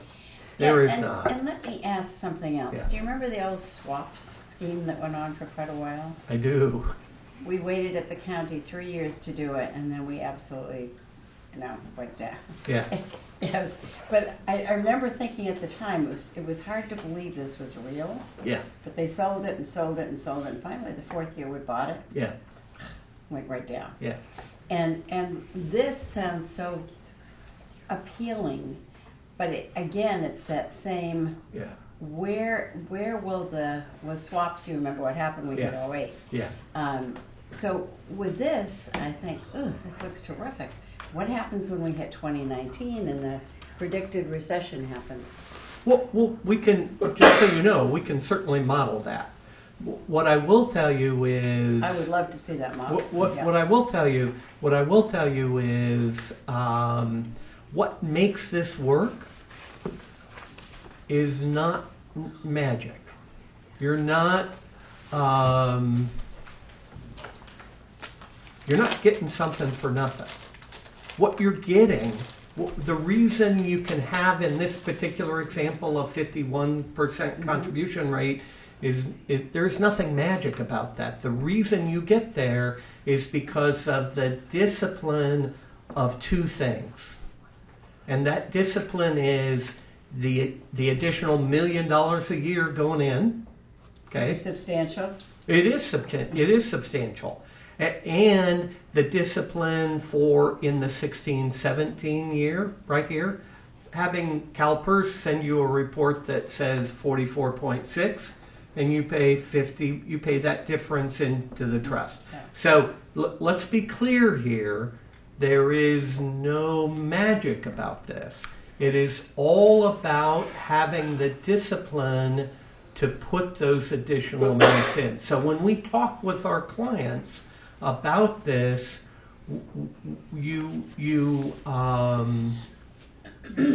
think this works better at an agency that, number one, is fiscally conservative. Number one, and number two has that discipline to put that additional money aside. If you don't have that discipline, let's be clear. If the money that's going into the to the supplemental trust, it's not. We're not talking about leveraged real estate here. We're not talking about swaps. We're not talking about alternative investments. So I'm suggesting it should be more conservative, not less So the conservative. thing you're talking about, the swap, is actually a swap, which is a financial instrument? Is that what you're talking about? Yeah. Yeah, it was a very tempting financial instrument. This is putting aside a 13th mortgage payment on your house. Yeah. Right. It's not. It's a good way not to put it. Credit default swaps or something like that. That's a much better analogy, What I'm but that's hearing right. John say, though, Yeah. is that the discipline factor is very interesting. When It's you all of crucial. a sudden hit a recession and your budget is really tight, and you're going to say, sorry employees, you don't get that raise this year because we're putting $1 million into this. But consider. Well, let's be clear. Consider That's two things. exactly what it's saying. But Yeah. consider two things, right? CalPERS is going to get hit by the same recession, okay? Yeah. And they're going to get hit worse because they're leveraged. That's right. Okay? And the second is, consider the alternative. The alternative is you spend it now. And you foot the bill to future generations, and they pay for it. No, Eric, I totally agree with you, but I've been in those situations where all of a sudden the income was just going down like this, and you're saying we're still going to put that $1 million in, and that means that. Well, the alternative is you run it up on the credit card, and you foot the bill to future generations. I guess you could do that. That is what you do. But what happens also is that we're not all sitting here in 5 years or 10 years or whatever that may. You've got to practically swear in blood that whomever else comes along sticks that $1 million aside, and I think that's where the rub may come on this. Is can you get that long-term commitment of $1 million every year for essentially forever? And let me go back and re-emphasize something I said. I'm from New England, you know. I don't think this is right for all of our clients. Let's be clear, because you have to have some confidence that discipline is going to be there. But let's be clear, if it's not, the money is still in the irrevocable trust. You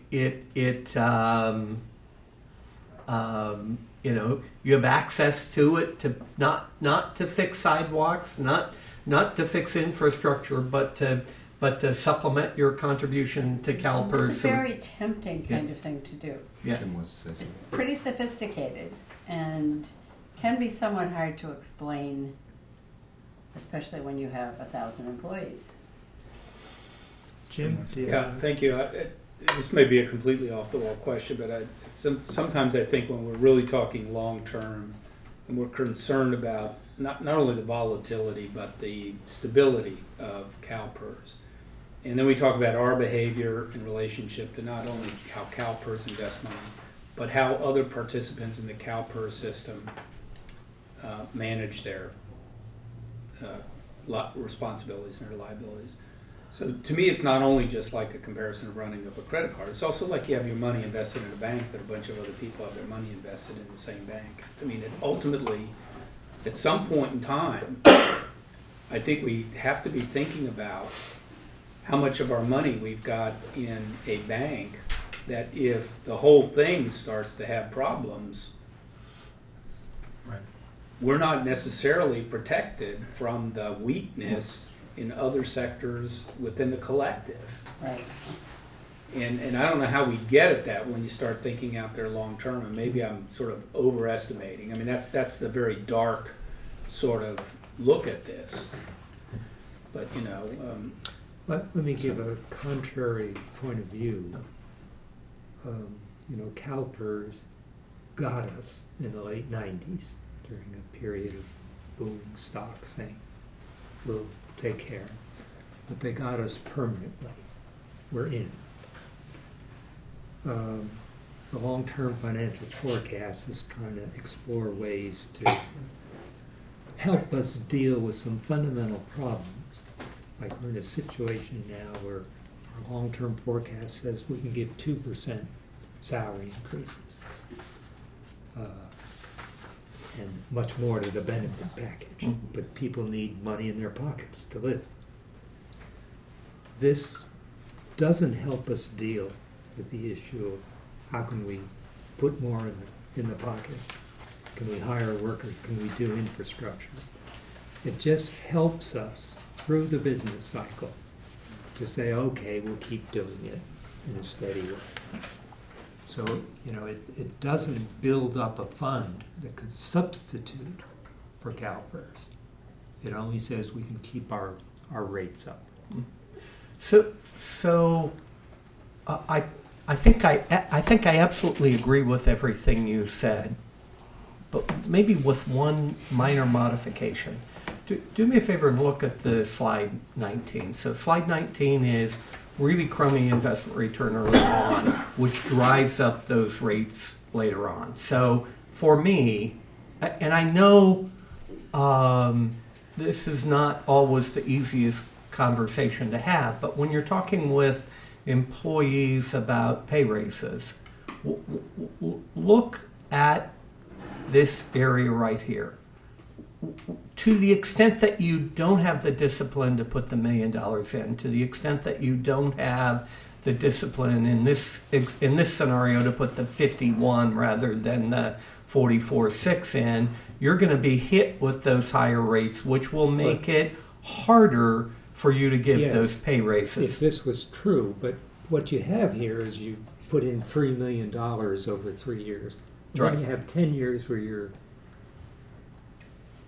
putting in $40 million, and it doesn't add up.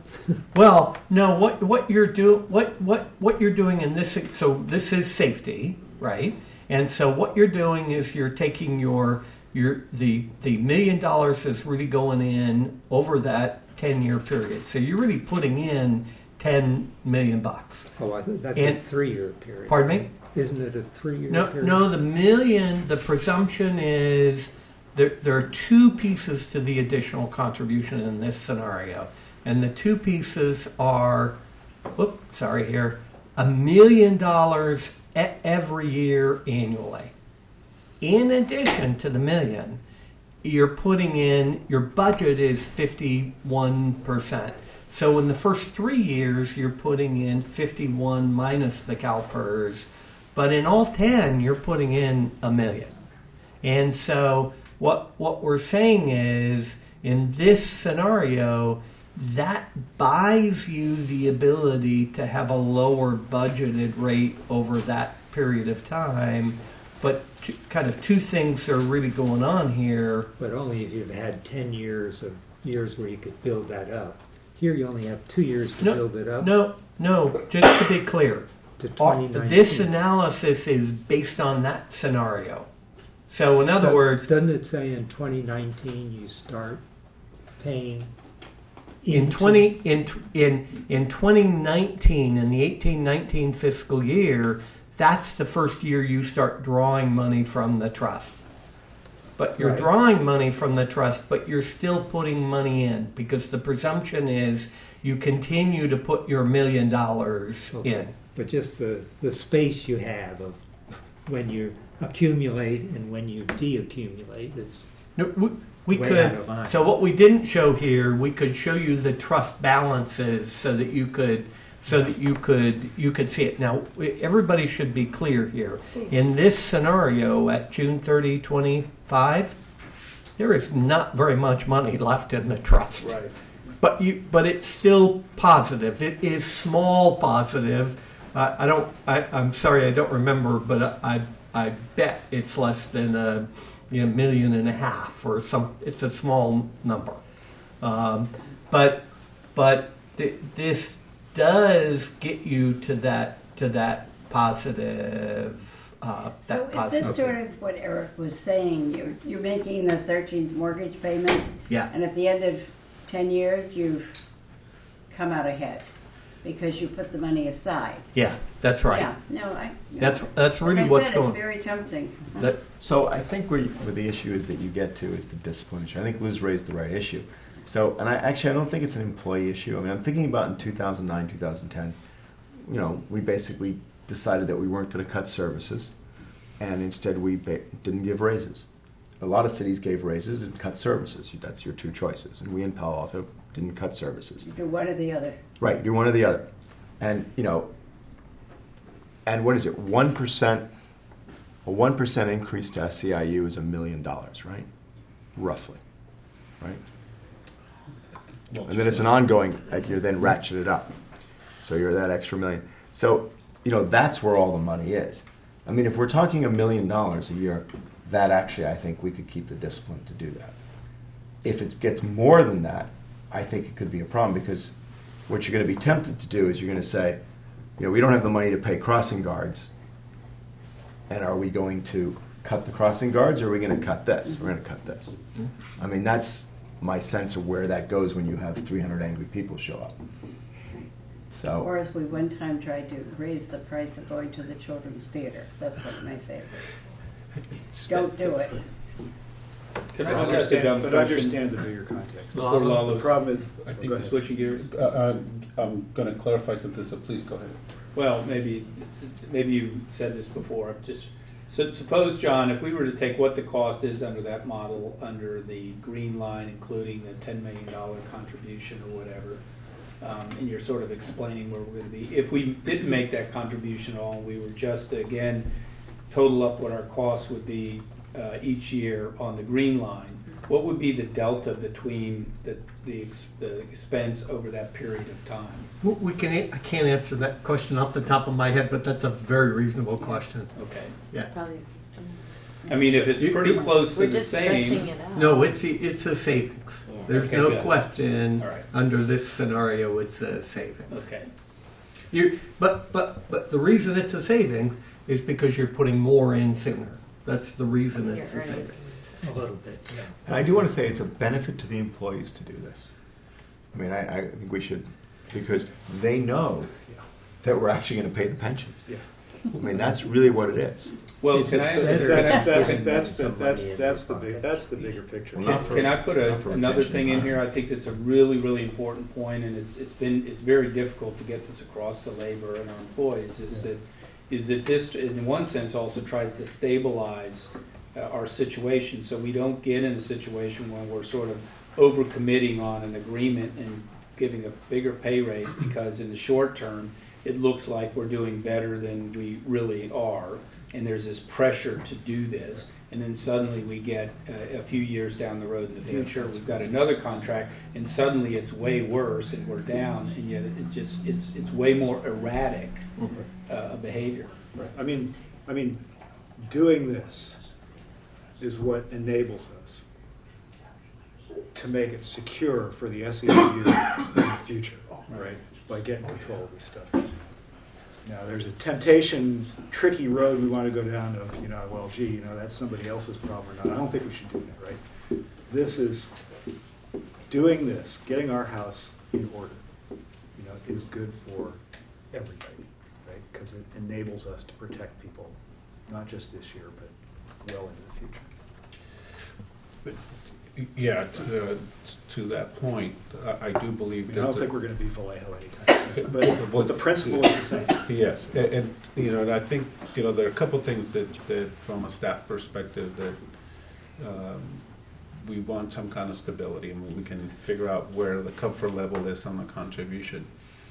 We learned from the last recession the pain it took. You talked about it earlier. We reduced about 70 positions. We were fortunate enough to be able to freeze positions and not lay off but a handful. But that caused a lot of issues to the organization and to the staff and to the community because different services were impacted temporarily because of the vacancies. So if you have a mechanism where you can draw money from this trust, it allows you to have time to make those informed decisions as a whole. And that's a huge benefit to the community and to the organization because then you're not freezing critical positions because you have to because of the dollar commitments that you have. So that's one thing that is attractive about this for us from an operational standpoint. The other piece to make sure that we're all clear, John, let me repeat it and please correct me. So what we're talking about here, this is safety. So in miscellaneous, keep in mind that it includes the enterprise funds. So it's not $1 million. It's $550,000 You mean to the general to the general fund contribution. So it's a little less.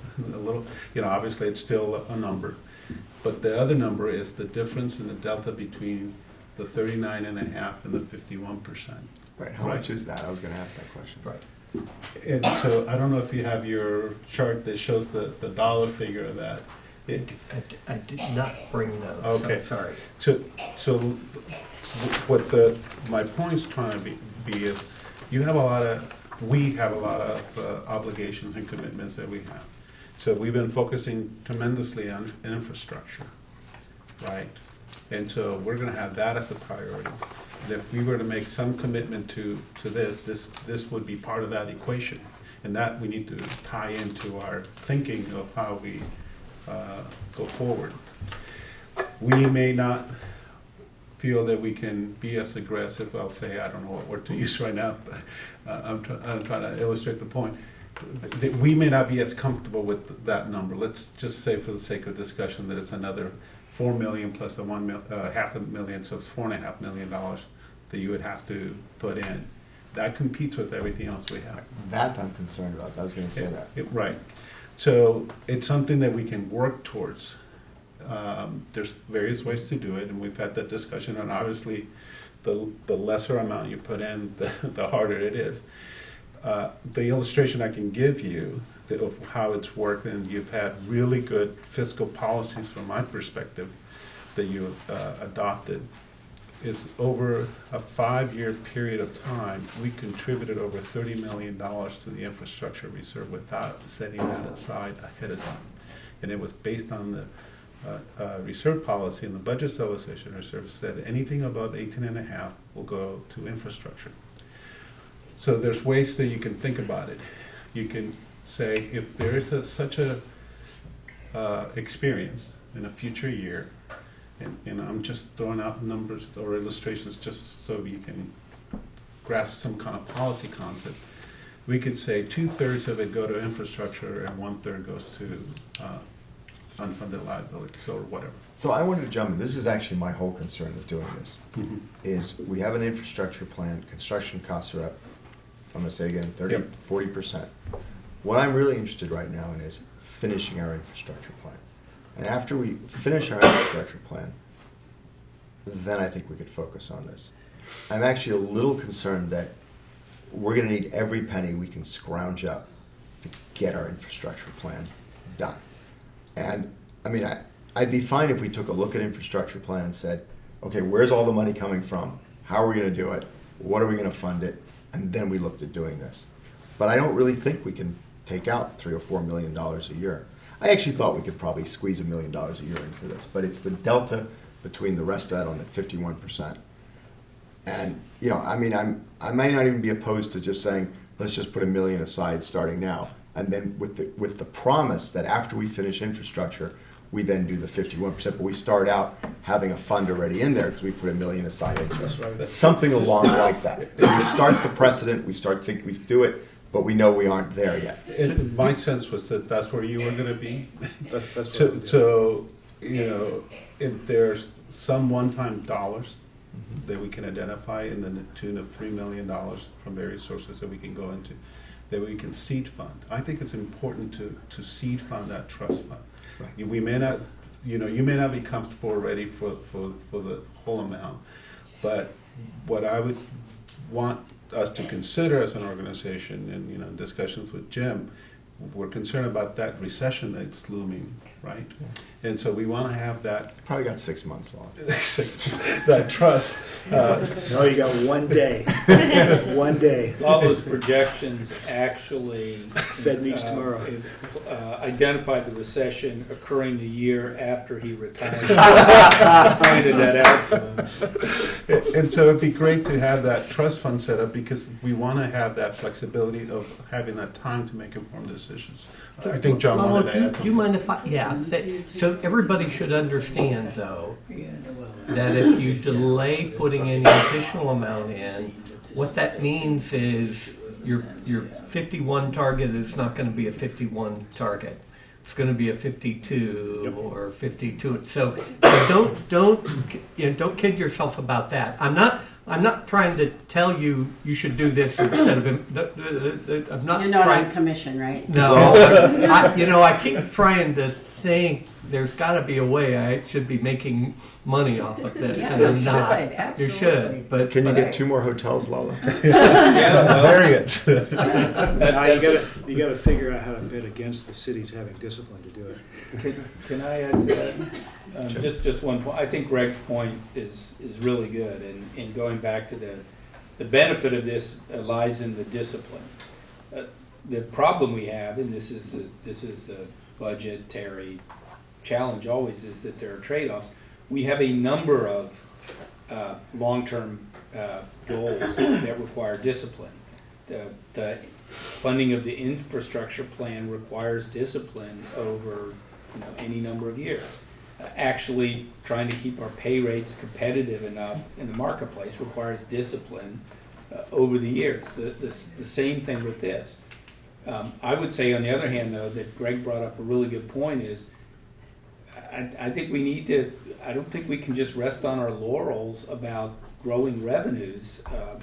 On the other hand, when we have some of these demands, then we need to be open to thinking about the fact that new revenue streams or increases in revenues allow us to maintain this discipline on the cost side of stuff too.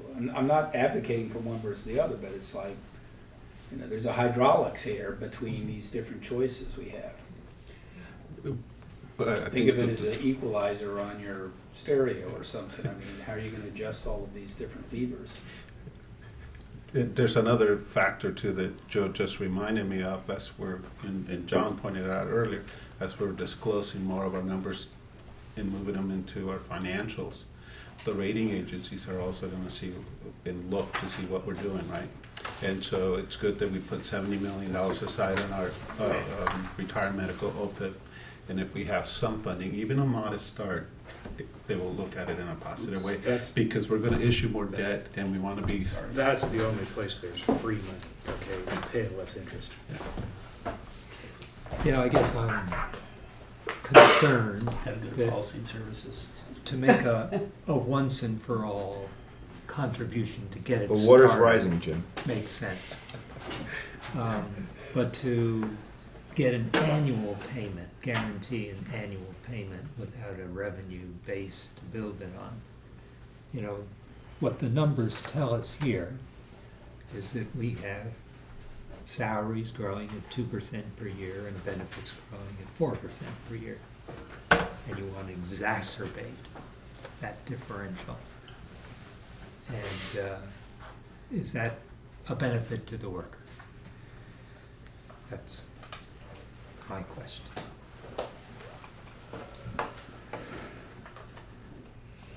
I think that's rhetorical, isn't it? So are we going to talk about approving the long-range financial? Because I actually have issues with approving the long-range financial forecast. I got a whole list here too, right? Right, I'm just thinking it's 9:40, and I mean, or were you planning us to vote to recommend one of these trusts, or what, I mean, where are we in terms of action? And Yeah, what do we need to do? Well, you know, from setting up the trust, that we have time. It's not if you're not ready tonight. No, I'm ready. Oh, I'm you're- ready to make okay. a motion on it. Okay. I'd like to actually make a motion on it. But why don't we first go back to the long-range financial forecast? Why don't we What finish would you this? like on that? Yeah, let's finish this. Let's finish this, because this is a different issue. And let Mr. Bartels go home, Yeah, so- or catch his plane or something. Yeah. He's probably had a long day. Go home. I have had a That's long John. day, but that's okay. What did You're I not just going out call for him? drinks with the finance John. committee afterwards. Oh, I told you, my New England comes in. No, and I'm old too, so I understand that. You're forgiven. Okay, do you want to make a motion? Yeah, before I make a motion, though, I think I just wanted to. So, what we would need to, what would the motion look like? It would look like go direct staff to recommend to the council that we set up a trust, right? Because that's what we'd be doing. Don't you want to evaluate it before you actually recommend it? Well, we have evaluated. That's what we've been doing here tonight. Well, for an hour, I mean, what, for 45 minutes? So the one, what I think there's more than one provider for these trusts. Okay. So I think if you direct staff to look at the providers and come back with a recommendation. And Liz is right. So it would be to evaluate. Thank There you go. God, Use the once. word. Yes, and so we want to go through a competitive process, so a request for proposals, so maybe the staff issues a request for proposal for the establishment of a trust, and come back with additional information and options, I would say, because you would want to have options on how to fund such trust. Absolutely. And you may have to spend some time, we've got 5 council members who aren't here. And, you know, I think they probably will have a good deal of input on this. So, good, excellent point. Something to consider. you could refer it to the next finance committee to vet it out and then go to council. It's fine too. So, but when would you get the the request for proposal? Would you go to you need council authorization to do that? No, or could you because- do that with? So, I mean, I think the best Yeah. of all possible worlds would be, do we ask you to evaluate it, go get requests for proposals, come up with options, come back to finance committee. Finance committee then makes a recommendation based on having all that information, and we had a full item, and you talk about exactly how much money we want to put in with the different options. And then we go to council with a specific recommendation that's been vetted by, 4 people who either agree or disagree or come up. Because this is a complicated stuff, and I think this is exactly what a committee can do to make it easier on council. I agree. So and I would also ask that all 4 of you please sign up for the finance, so we'd have to go through the process. Just One key No, thing. we're going to surround the policy and service. That's going to be their problem. One key thing that John brought up is to not just make a single payment to establish it, but rather to try and get it as a So what I would continuous envision program. is showing you the different options, the model that John showed with the numbers, Yeah. right? Right. Because I think that's key. Absolutely. That an alternative model with only the million or some number, and then one-time funding as we went. It could be off the top of my head. Those 3 could be likely scenarios that we could present you. Right. Okay, so I'll make a motion that we that staff go forth and get do a request for proposals, evaluate it, come up with information, and come back to the finance committee with options. Whomever they make, remember there'll be a new finance. No, I committee. recognize So that. I think that's a good idea, actually. Right, because then there'll Yeah. be more council Do members it getting again. vetted on it. Yeah, yeah. Right? Do you want to be more specific on what proposal, what the proposal is? Well, do I need to be? I mean, a request for proposal of setting up one of these, what we call them? Right. 115 A 115 trust. Irrevocable. An irrevocable 115 trust. Right now, we know of 2 financial institutions that provide such services, and so we'll see what else is out there. Okay. Second. There's a second to it. Do you want to speak? Yeah, I think this is definitely worth exploring. I mean, as I said, I think that probably have issues putting the delta in, but I think if we set this up and start the process, I understand that that then you might be at 52%, but I do think looking at these competing dollars, I do think we need to finish our infrastructure, and we may be fine. We haven't. No one has actually vetted where we are on the infrastructure plan in terms of how much money we need. And that's the big competing dollar amount. And there are other things that are interesting, like we haven't looked at the issue of that when the police move it, or the public safety group moves out into their new public safety building, there's all that space here. We might actually be able to move the people out of the development center into that space or rent the space out and cover a substantial amount of money that we can then use for the rest of the infrastructure projects. So, I mean, I think there's lots of different, but I do hope staff's thinking of a financing plan, based on new construction cost numbers, because that's going to come up fairly quickly. As we go to council on every item and you say, It's not in your proposal. no, it's not. It's not. But I mean, I do think that these are related in terms of different cost issues of what we're going to spend money on. Liz, do you want to speak to your second? Only that I think this still needs to be an exploration, and that's what I hear us getting into. And then to remember that this should not be taken lightly. This is a really major step. And I support it, and I'll be interested in hearing what else you find out, Lalo, as you call around and go with an RFP and so forth, and see what other entities have already tried it. No other comments? Then what I have here is we're asking staff to evaluate proposals for an irrevocable 115 trust and come back to the finance committee with information and options. Well, to go out for our. We would. Yeah. Okay, all in favor? Aye. Aye.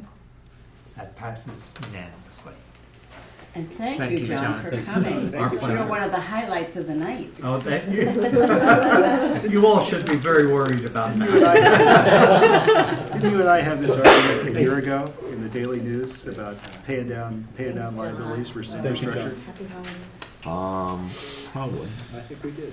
You wanted to pay Okay, down now, liabilities on We the wanted to put in infrastructure. infrastructure. what are the steps we need to do with the And I said, okay. long-term financial forecast? So to get to the point, we want to hear from you feedback on, it sounds like you have some ideas on what you think our base model should be, and so we're open for that discussion. Okay, first, suggestions, comments, So ideas? may I ask the outstanding question? About how long do you all want to talk about this? I mean, are we talking 11 again tonight? I think we're talking 2 in the morning. Yeah, No, you know, we had an 8-hour meeting last night. We're trying to drive to a resolution of the long-range financial forecast. So if you want to make a motion, suggest. So I have some suggestions. Yeah. I think the first thing is that I think that that we should go with Bartel's 7% in here. I think the 7.5 is too. I think 6.5 is Too high. conservative. I think 6.5 is too conservative. I think if we went with 7, I still think we're way too optimistic about how much revenues. I think we're going to have a recession. I think. But now we know when it's going to be. Yeah, when Lala retires. So I think if we redid this with the 7, I think we're getting a lot closer. And, you know, I'm open to the thought of wage growth at a higher level at the moment. You know, you talked about 3% or whatever. You mean factoring it in at a higher Yeah, level? you did factoring in a higher. Instead of 2.5? Instead of 2%. Instead of saying it's 2%. And I'll tell you, I don't think that's any sort of a promise. I mean, I would actually, but on that issue, I would defer to Suzanne and Lalo, really. And then if you guys told us that you thought that would cause problems in bargaining, then we'll just leave it alone. And if you do, I mean, I could go either way on that. I do think that we could easily go. I easily think we're going to go negative on this stuff fairly quickly, which is fine. I think going negative on this stuff is just fine because that's where I actually think we are. If we don't get new revenue sources, and the only reason we didn't go negative on this time is if you took out the TOT increase, right? We're going negative. Well, the Hudson property deal. Right. I mean, so you took out Tesla sales tax, the one little bump for that, then the Hudson deal, then right? So, and I don't think all of that stuff is sustainable except in the top of the boom, which is where we are. Right. So all I want to say is I do think that going forward in the long term, we do need to look at a 115 trust. We need to look at prudent measures that address the long-term liability. We need to look towards our employees to be partners in this, that this is not just about the city's contribution. This is about us partnering, and that's what I've heard the council share, that they're looking for increased partnership on sharing the benefits. We're doing that with our health benefits. Mm-hmm. So I guess one of my concerns about going forward is I think it's important to start investing in the trust and maybe building a line item for that, and then having a fair, balanced salary line. But I just think that we need to think in both on a balanced measure, that employees are a partner in this, and so maybe there is a higher salary amount down the road, but employees are also contributing to the cost of their pensions and the cost of their health insurance. So I guess in the long term, I hope we have a balanced approach. Well, that was one of the things I was thinking is that we could actually start, we start seeding this trust, you get some money in it, and then we actually have as part of negotiations, maybe there's an employee contribution to the trust over time. That would be, well, that's interesting. I'd say that's a thought. I don't think it's that far off, and what they contribute to other things, and in fact. And if employees start contributing to the employer share, and that gives us the ability to create a more stable environment and jobs are protected. Let's try and but it's a partnership. Let's try and focus on the recommendations we're making for this financial board. Well, and in that, I mean, we're all in the same bucket. I mean, the fact is, the city has spent $500 million that we didn't have, okay? And we're all in the same bucket. So how do we get out? If we can do it together, that's great. Any other concrete changes recommended? In terms of the concern about the using a higher number, we do state in our text over and over and in our staff report that these are for projections only and not to be taken as a promise. So if you're comfortable with that language, you know. Well, I'm comfortable. The only thing I want it run by is whoever does these, what do they call that? They're not mediations, they're fact-finding of whether or not a fact-finder will use it against us. If a fact-finder will use it against us, I don't want to do it. So,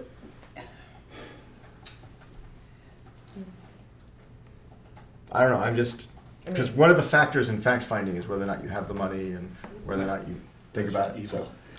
Well, we do not, we have many needs. Our infrastructure is a critical need. And so we negotiate based on a fair place in the market and the cost of living. We do not negotiate based on our ability to pay, because there are many needs in this community that need to be addressed. So, but fact finders could look at the long range forecast and say, yes, you've set aside those funds. And I'm not saying.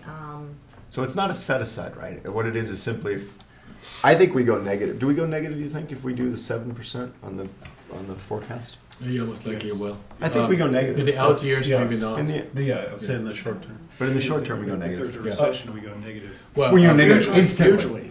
But also, want to say if you bring down the investment return assumption to 7%, that will be not immediate for 17. It's probably will start hitting us in 18 or 19. Right. But given how CalPERS phases and changes. One option for you to consider is leave the base model with the 2% and direct us to do an alternative model with a higher salary. So it's an alternative view. So. Yeah, why don't you leave it at the 2 for Why don't we now? leave it at the 2 and we'll do The an 2 and alternative. the 4. And we'll Yeah. do an alternative. But I do think we should change it to the 7. Lolly, see any reason? Yeah. We're fine with that. I mean, we're gonna. Your budget decisions are gonna be driven by the year that it's in front of you, right? Right. So Yeah, as long as we're under that understanding. We've had 3 discussions on evaluating the pension fund, and I think each time we come, I would make another suggestion that the sales tax revenue be a little lower. You can take a look at the Stanford impact on it, but I think that's been a big plus. The sales tax, the hotel tax? Sales tax. Sales tax. Okay. Yeah. I mean, I also think maybe the hotel goes up or it doesn't. I don't know. I mean, I think we're overly optimistic on this one. And I guess that's why I remember I showed you that in 2010 we thought we'd have 167 million and 182,000 in 2016, and we'd have expenditures of 182,767. That was probably. Then we went to revenue of 170, 498, and expenditures of only 172. So we started, and now we're at what, 190 and 189 expenditures. So, it's really tough to tell. In a recession, we were really conservative on our revenues. Now we're in the peak boom. I think we're overly thinking our revenues are they're much higher than I think they will be. For going down this path, I got another one, which is property tax growth is at 5.9%. But city rental income growth is at 2.6%. Why? Why shouldn't rental income track property values? So what we do there is we have an appraiser come every 2 years and help us do a general appraisal update of our properties, and then we increase it by CPI. We've had that as an internal practice or policy for some time. We do not update it on a yearly basis. So it's driven by COLA, not market. In between the appraisals. Correct. Should we change that? You have the ability to direct us to do that. I'd like to direct you to look at changing it, evaluate changing it. Okay. Be more market driven. So we'll take that as a separate discussion from the long range, if that's okay. That way we can move forward with this and then have that discussion. So I'll make a note to future finance meeting discussion. Good. I was- Anything else yeah. concrete? I have a second question, concrete question. The retiree healthcare fund. We are talking about 7.6%. We assume 7.6% ROI now, maybe going to 7.25%. Why wouldn't that go to the same percentage we're talking about here for the CalPERS, for the? There's three rate assumptions options, and Walter did run the scenarios, and if my memory is correct, it's about a $2 million difference. So what we planned in the forecast is 7.25% investment return. That is still pending the final valuation from Martel, which we'll get end of February. We'll come back to the finance committee, usually during the budget season, and the city council would have to approve still this valuation.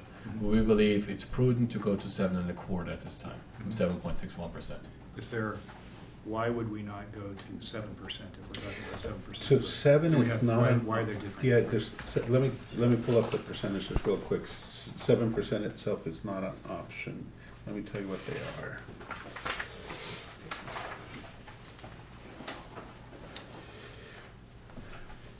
So they're going to revise the numbers. They're telling us to 7.28 for strategy 1.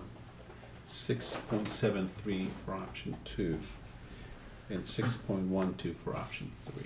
Wow. So CalPERS is at 7.5, and they're at 6.12. Keep in mind that They give you the option.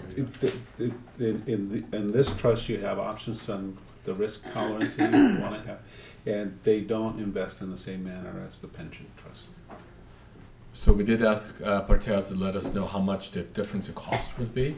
So at 7.25%, it will cost us all funds, not just general funds, $16.1 million. If we go to 6.75%, it jumps up by $1.6 million to 17.7. So we felt it was too much of a jump in 1 year, so we brought it down to 7.25%. But our goal is definitely long term to come down to a 6.5% investment return assumption, which is really what best practices tell us. We bring it down over several years. And this is in the long-range forecast? Or The long-range forecast, we assume 7.25% at this time. But why not just assume the 6.5 in the long-range forecast? Because it doesn't affect budgeting. It just. Well, we should probably use one of the numbers in their buckets, right? So Yeah, we use their bucket, right? Yeah, yeah. But I mean, if I use the 6.73 or the in the long-range forecast, why not use the number? In the budget, you might want to use a separate number because you might want to bring it down less. But sure. So I think the hesitancy oftentimes to model this is every time we do this, we make up with Mr. John Martel and we ask him to provide this for a fee. So if the Council Finance Committee is indeed interested in seeing that, we'll be happy to go to him, and I'm sure he'll be happy to provide the information for a check. But we don't have the expertise. How big an account are we? We don't have the If expertise. I can ask, how big an account are we with John Burke? I mean, I like the guy, right? So, how big an account are we with? I'm sorry. when you say fee, what are we talking about in cost? His fee's probably $200-300 an hour. So. Say that again? I think it's good. Cheap for law firms. Oh, that sounds way too low. He said about 400. His staff is about the 2. So Oh, it depends yeah. on That's right. who does it. If you can find somebody for 200, I'd be amazed. So a year we're paying about $10,000, $20,000, $30,000 or something like that. Okay, why don't we focus on what we want staff to do? That's my list. I'm done. So going back to, I have using the 7% rate of return assumption for CalPERS, salary increase, have a separate assumption with the historical growth. Is that what you would like to see on the salary, on the CalPERS scenario? Yeah. Sales tax lower it. One potential benchmarking is taking out the Stanford dollars that we can identify. Yeah. That would be one likely scenario. Hotel tax, you think 5% is aggressive? Is that what we're doing right now? 5% increase? 5% is in the forecast. Yeah, I actually probably think it's more like 3. But I don't know. I mean, I hate to just like pull something out of the air, right? Let us work on something there. Keep in mind, we only use 70% of the projected income for the infrastructure. Yeah, that's conservative. And so we feel that we did an adjustment there. Yeah. Okay. Yeah. All right. And then I got sidetracked and I didn't quite finish capturing the property tax request. I'm sorry. Oh, I think you were guys It going was to look just at a the question about the possibilities. land. Does it make Talking about lowering it. Property tax, we're just documenting. Lower the property tax. I think evaluate it maybe. Yeah, evaluate might be We good. like So the property evaluate. tax is the one I feel the most comfortable with, actually. Which one? I think we were talking about increasing the rental. Look at can the rentals. Right. Okay. I'm sorry. That's what I We're thought. Lowering the doing- property tax. Yeah, property I tax. think I feel the same way. Property for- taxes feel solid, yeah. Yeah. For quite some time, especially with the high number of under 600,000. Right. Okay, so nothing on property tax. Okay. That's all I had. So we have a motion with a list of recommendations. Palo, is that what you need to move ahead? Yeah, so our second recommendation, or a part of that recommendation is our question to you. Assuming we make these changes, we feel comfortable in sending the report to council if you do. Yeah, I think it's important that council be involved. So it's time to get it to Should council. it come back here first? It's a different finance committee, I'd say It will yes, be, except yeah. for that it'd be a different finance committee and they'll have the whole thing over again. You know, they'd have to do the whole thing over again, so I'd probably take pity on them and just send it to council. That Thank probably you. is a good idea. Wait, let's do that. It's important to start the budget process, and Yeah. this document is helpful to get that The underway. budget process starts in January anyway. By the way, You're going to where again? Sunnyvale? I'd send it to Sunnyvale. They actually have a 20-year forecast. What? They do a 20-year forecast. 20-year forecast. are you going to work for Tony Spitaleri there? Just kidding, just kidding. Deanna So, Santana.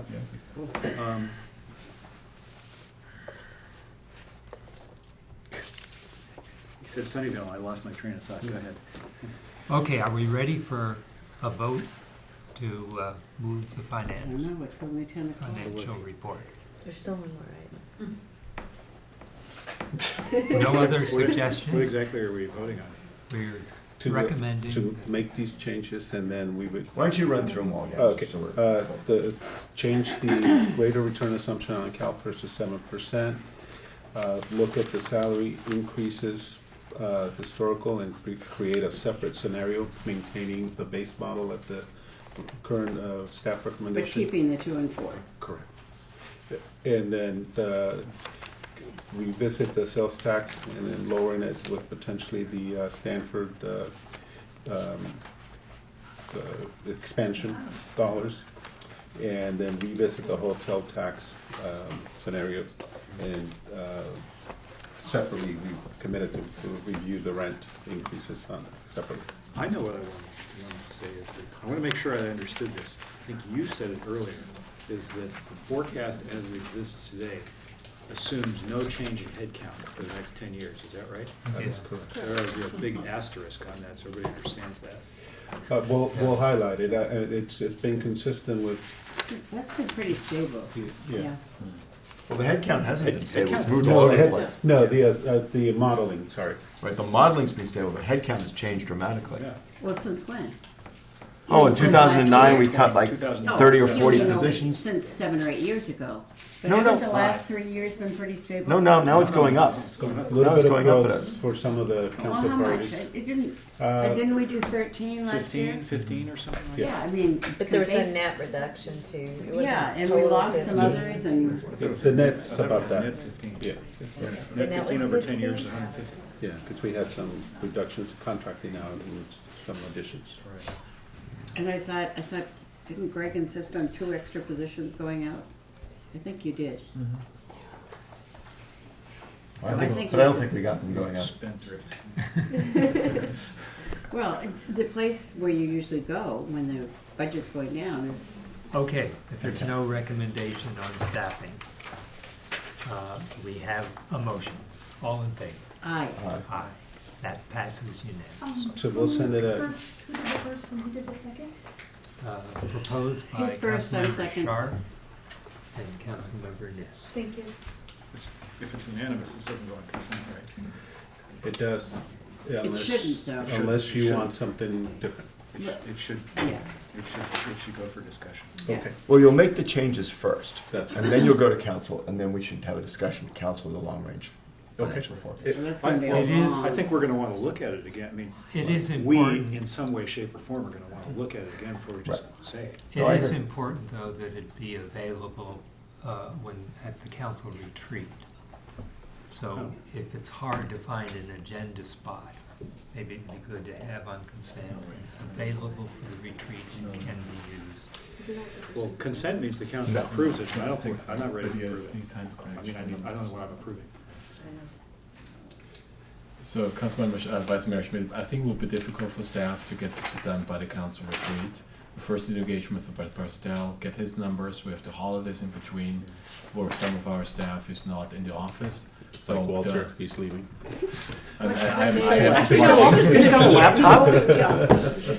So this is made up the process. He's got an iPhone? Guys, Well, what I is can the see date of the retreat? Uh, the I'm motion sorry, January 30th. on the benefit fund might not be available, but could there be a paper copy of the financial forecast, revenues, and expenditures?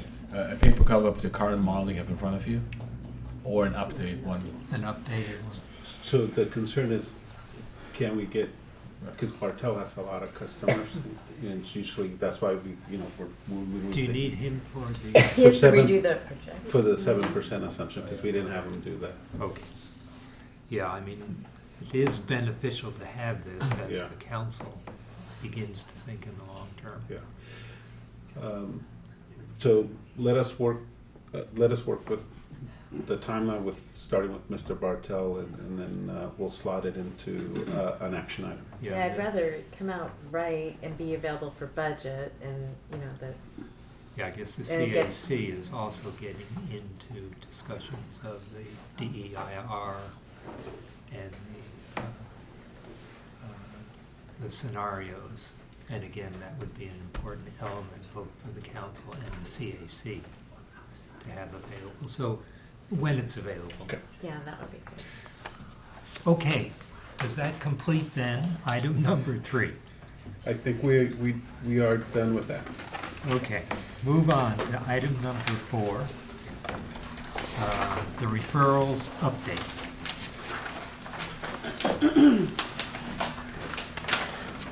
All right. So what we did, sorry, let me thank the team really quick. I apologize.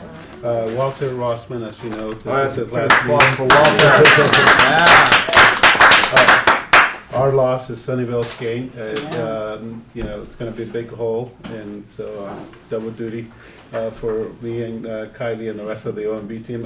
Eric Bill, Right there. Villamora is also here. He's also leaving the OMB team, so that's another loss. Where's Eric huge going? loss. He's going to Idaho, Boise, Idaho, and so that's 2 big hits in our group of budget. They dedicate a lot of hours along with Taryn Narajan behind me and Joe Sasho, also, and obviously the rest of the OMB team, and a lot of hard, long hours that they put in, and it's been very typical of Walter, and we'll miss you. Thank you so much for all your work. Yeah, Yeah, it was great to have you I here. think we should introduce Kylie, though. You introduced Kylie, but Kylie's new to the team, and we're very fortunate. Kylie came from San Jose, and she's joining our team. So. Great. Welcome, Kylie. Thank you for that.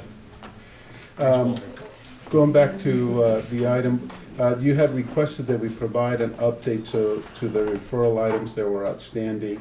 So we went back to the departments and asked them to give us an update on where they're at. We didn't, since you wanted an update, we didn't invite the staff to come here. What we were thinking is if there's a specific direction that you want in calendaring, we would take that direction from you tonight and bring those items for discussions. I am aware that there's some folks here tonight that want to speak to the items. Yeah. I've got And Cash is here as well, and on one specific item, which is the Palo Alto Animal Services. And then in regard to the other items, I think we provided the discussion points of where we think we are. and some projected timelines on when staff intends to come back. Keep in mind that typically it takes the incoming mayor a little bit of time to organize the committee, so therefore we don't have a meeting in January. That's why you're seeing some dates out there, because there's no January meetings. And with that, we're open for your comments. Okay, let me start. I have two public comments. Luann White will be followed by Susie Heisel. Excuse me, this microphone right over here, please.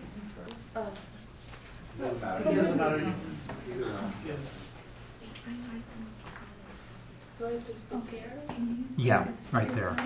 And you have 3 minutes. Okay. My name is Susie Heisele. I'm a volunteer for Palo Animal Shelter. I began to volunteer at Palo Animal Shelter since 2011. And I was here since when we started SOS April 2012. I was here before you. Some of you may remember me. Some of the new council members don't remember me, but I was here several times at the bigger City Hall regarding our shelter. I'm here to support our shelter, and I hope that you guys take this volunteers' humble voice that our shelter should stay here in Palo Alto. And our city should take care of our own welfare of our animals, our residents, and our service to city. Shelter service is essential. And it's I've been dedicating a big chunk of my life here since I came from Massachusetts some 5 years ago. And I cannot tell you how many times I have helped so many cats to foster, take photographs, and rescue many cats since then. I just did the number the other day. It was about over 350 feral cats that I've rescued in the last 4 years for City of Palo Alto and Los Altos and Los Altos Hills. Wow. And I brought here today one of the ladies there who have asked for to help to rescue one cat. And she was so touched the service that we have provided, me and animal control officer together, June of this year. And I really, really don't know her very well, but ever since then she was so touched how much we have done for little creatures and service that we provide for the residents. She's a resident of Palo Alto. She also works in Los Altos. And I asked her to say what she really thinks of why we should have our shelter here. Could you say a few words? Should I step closer to the mic? Now, are you Susie Heisel? I am Susie Heisele. Oh. Okay. Yeah, I'm Luann White. I live here in Palo Alto. Okay. And I experience... Yeah, please, just step up to the mic. You have 3 My minutes. name is Luann White, and I live here in Palo Alto, but I work on Los Altos. And so I experienced and have experienced feral cats, lost cats, abandoned cats, especially with our rent increases. People literally abandon their animals. Because the landlord says, you know, you can't have the animals anymore because they want to raise the rent. That's a big problem we're having right now. How I experienced Susie is there was a restaurant next to where I work. There were abandoned cats. We think they came from a hoarding house that the doors got open and 150 cats got out. Oh, gosh. So to the thought of this shelter closing is appalling. I mean, I've used it for years even before this. So maybe it's not closing, but maybe they were thinking of alternatives of other people taking care of it besides the employees that we have there now. Like, you know, other situations where it wouldn't be Palo Alto residents or volunteers like myself. And that's something we just can't have. I mean, I participate at Ronald McDonald House. I'm involved in my community. I work 60 hours a week. I can't imagine not doing this either. So I would really implore you to try to keep it open. Because also when I've helped her rescue in the middle of the night when we're sitting out there in the cold trying to rescue these cats, trap them. I get clients of mine to give us money for the food, all kinds of things. So that wouldn't cost you any money. I try to get as much, as I can. In addition, I have clients that are donating in my name to the shelter, and then Google matches it. So we're really trying to give it our all to keep this going. If you could just experience one night sitting out there trying to rescue with us, you would have that passion. The other thing that's really fortunate, we're young volunteers. That's huge. A lot of people don't do this because they don't have the time. We're working just pay our rent or live here. The older generation are wonderful at helping out with the cats, but they're not going to sit out there at midnight. They're not going to sit there at 1 a.m. They're not going to do it. They can't lift the cages. It's hard. It's really, really hard. So just trying to get people to help. If we keep it here, we can. I just feel that I can get more people to even help. If we move it away, or we just rely on Milpitas, or I think there's one in San Mateo or Burlingame. There used to be one in San Jose. It's just too far. It's not good for Menlo Park, Los Altos, Palo Alto, our area. We need it here so badly. And I mean, I've been over there. I mean, could use a little refurbishing for sure. Sometimes we're a little short on room.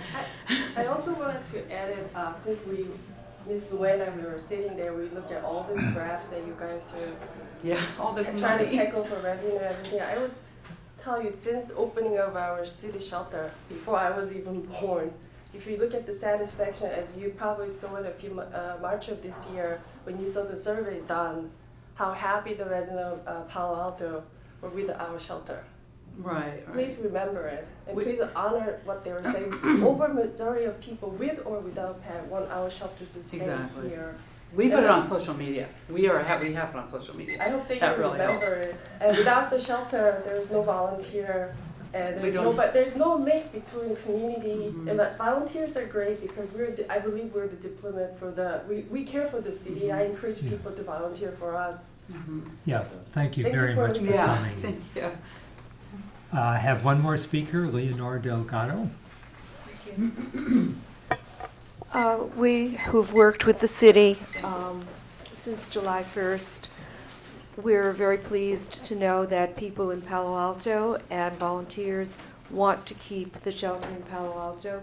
That has been our goal in working with the city, and we would just like to thank them for their sentiments and hope that things will work out so that this shelter will stay in Palo Alto, and I think Cash has more things to say about that. Thank you. Great, thank you. And thank everyone for coming and spending so much time to get a word in for us. With that, we're open to any comments based on the status, the updated status that we've provided to you. Well, I'd like to hear from Cash where we are on the Animal Center.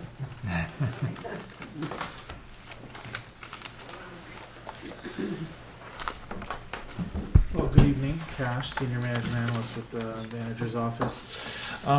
So, as I always like to say when we talk about the animal shelter, it's a very emotional, sensitive subject, and so, that's kind of my regular disclaimer. And we certainly want to thank all the volunteers and the folks associated with the shelter, as well as the Humane Society and the Friends of Palo Alto Animal Shelter for the countless hours that they put into supplementing our services and helping the residents. As the committee's aware and the council's aware, we began an assessment period almost about a year and a half ago. And that culminated in the council authorizing $250,000 during the budget process last fiscal year to really help spend this fiscal year understanding what is the best service model for the shelter. During that period, we also had the city auditor conduct an audit, and it was clearly stated, and we've said it publicly over and over again, that we are not closing the shelter, that the shelter will remain in Palo Alto, and that we will retain the animal control officers. So the only element of the shelter we're looking at a potential new service model is the actual shelter and shelter operations. And we spent a good portion of the beginning of this fiscal year, from July to October, working with the Palo Alto Humane Society and the Friends of Palo Alto Animal Shelter and the staff and the SCIU to create a request for proposal. We published that request for proposal on October 15th. It closed, incidentally, on Friday. We've received one bidder. That bidder is Pets in Need. And, keep in mind that closed Friday at 5. We opened up the file yesterday, and we're a little shocked that we've only received one proposal. Peninsula Humane Society passed. Peninsula Humane Society passed, Humane Society of Silicon Valley passed, and Silicon Valley Animal Control Authority passed. So, a series of different team members from across the city have been meeting. We also met with Palo Alto Humane Society this morning, as well as the Friends of Palo Alto Animal Shelter this morning. And what we're going to try to do before Christmas, if we can do it, is to debrief with those three agencies to understand why they did not submit proposals. And at the same time, we'll be looking at the proposal that Pets in Need submitted to evaluate it. And then really we got to decide what's next from there. And we'll probably make that decision in January. There's a variety of options. It's again a kind of a decision tree, but that's kind of where we are now. Big picture, I think from an organizational standpoint, we're planning on this fiscal year doing this assessment and returning to council as part of the budget process with recommendations. So from our standpoint, we're not outside of that timeline, and it's positive that Pets in Need submitted. They've been around since 1965, but it's also alarming that three of the other major players in the area have not submitted. So we got to do a little digging around. Good, thank you. Questions, comments? Just a quick follow-up. What's the transitional budget that you have? You say you haven't spent it yet. Yeah, it's $250,000. And that's through June 30th. Through June. Correct. The goal of the RFP was to identify someone who could take over the offering of services. Yes, just the shelter operations. So spay, neuter, clinic services, volunteer management, the services at the shelter. So not animal control officers, right, and not to move the facility outside of Palo Alto to one of their home sites. Yeah. An element of the RFP requested that bidders provide their experience with capital improvement projects, and our hope was, and still is, that one of the potential service provider partners, contractors, would have experience in that and also have the capability to fundraise to help us transform the shelter. Now, you've had updates coming out. Correct. When would there be an update on this one? What you learned from the RFP and the interviews?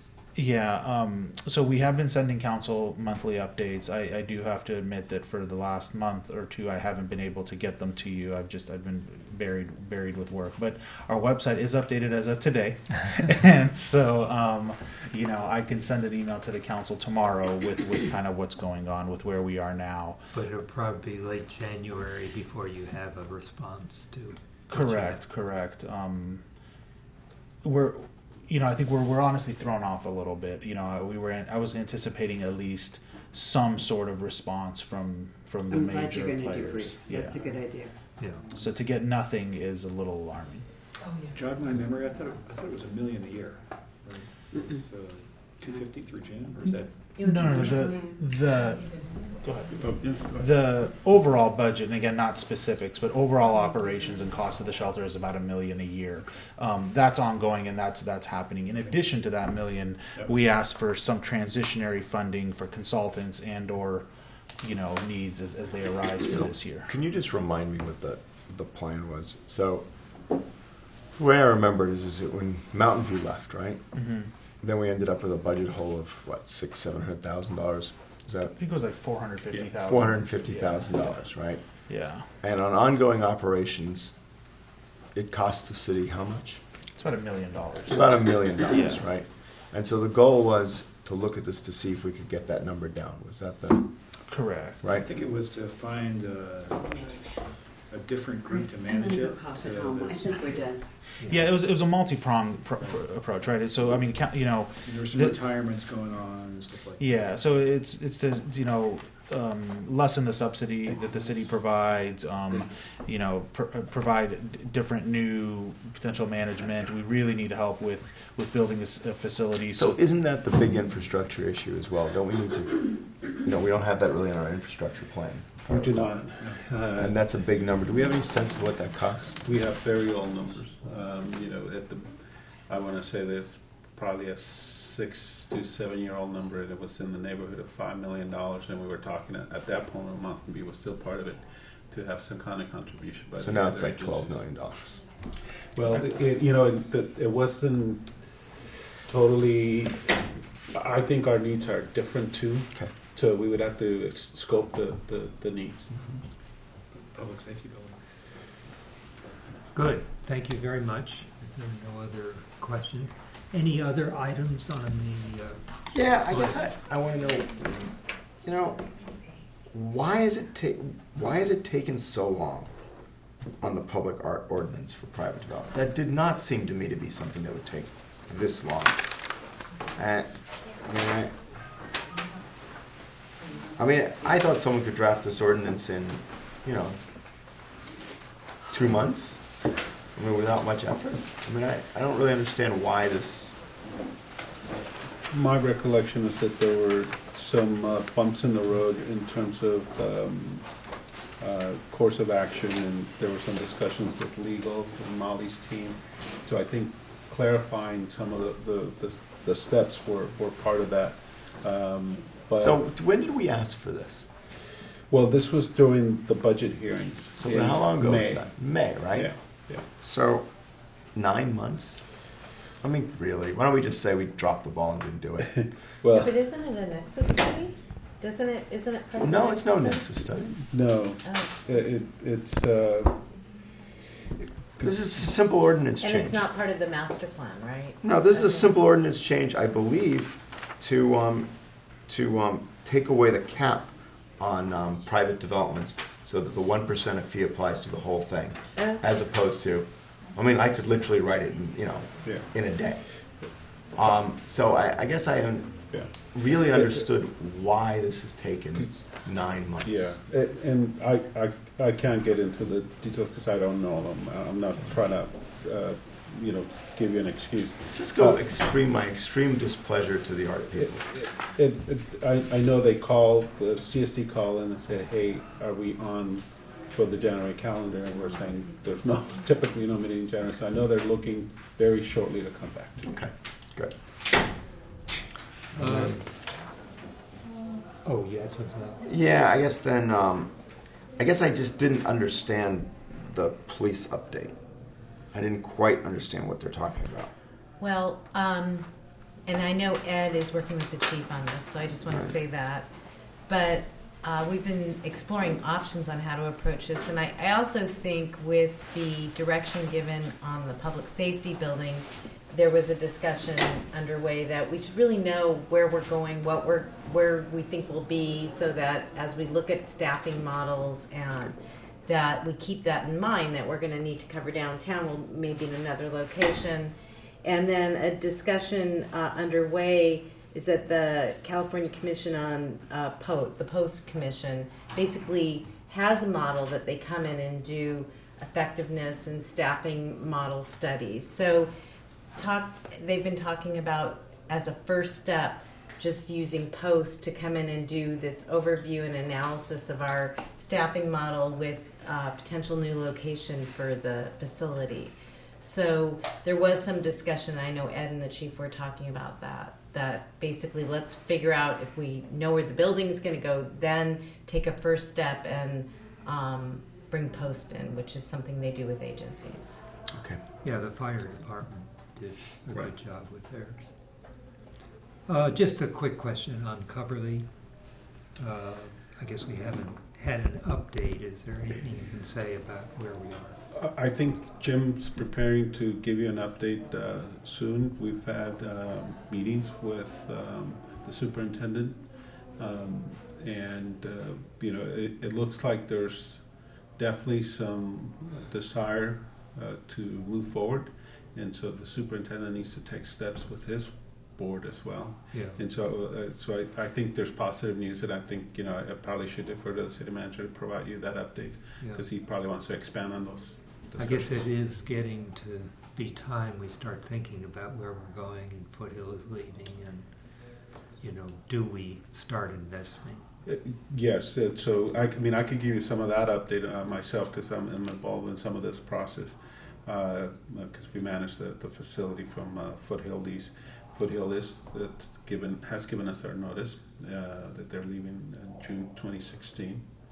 So we are actively looking to see how we're going to make some of that space available. There's discussions about the Junior Zoo and Museum needing some space on a temporary basis while their facility gets remodeled, so we're trying to keep that in mind. We think it's going to be difficult to entice somebody to come in for about a 3-year lease with so many unknowns. So, that's going to be a challenge. The good thing is that there's a reduction in the rent in the current lease with the school district to accommodate for some of the loss of the Foothill agreement. We are doing some critical work in terms of infrastructure to the facility, like roofs and any area of safety. By the agreement language, we are documenting what we're putting into the expenses through our budget and then reporting to the school district at the end of the fiscal year. So that's going forward, and we'll provide that information to the council as well. Yeah, I guess the school district is beginning to think as well, and maybe at least they can identify the part of the property they want to be involved in. Yes, and we're also involving the Ventura side as long as those discussions, so you're not. Yeah. Okay, any further questions or comments? Nope. That's all you need, isn't it? That's all we needed, and I wanted to thank the committee for a wonderful year and your guidance and Thank you guys too. patience with us. This was a really good meeting. Yeah, it's the longest one we had. Good way to end. Good the year. Thanks a lot. It was fun. Good content. The meeting is adjourned. All right.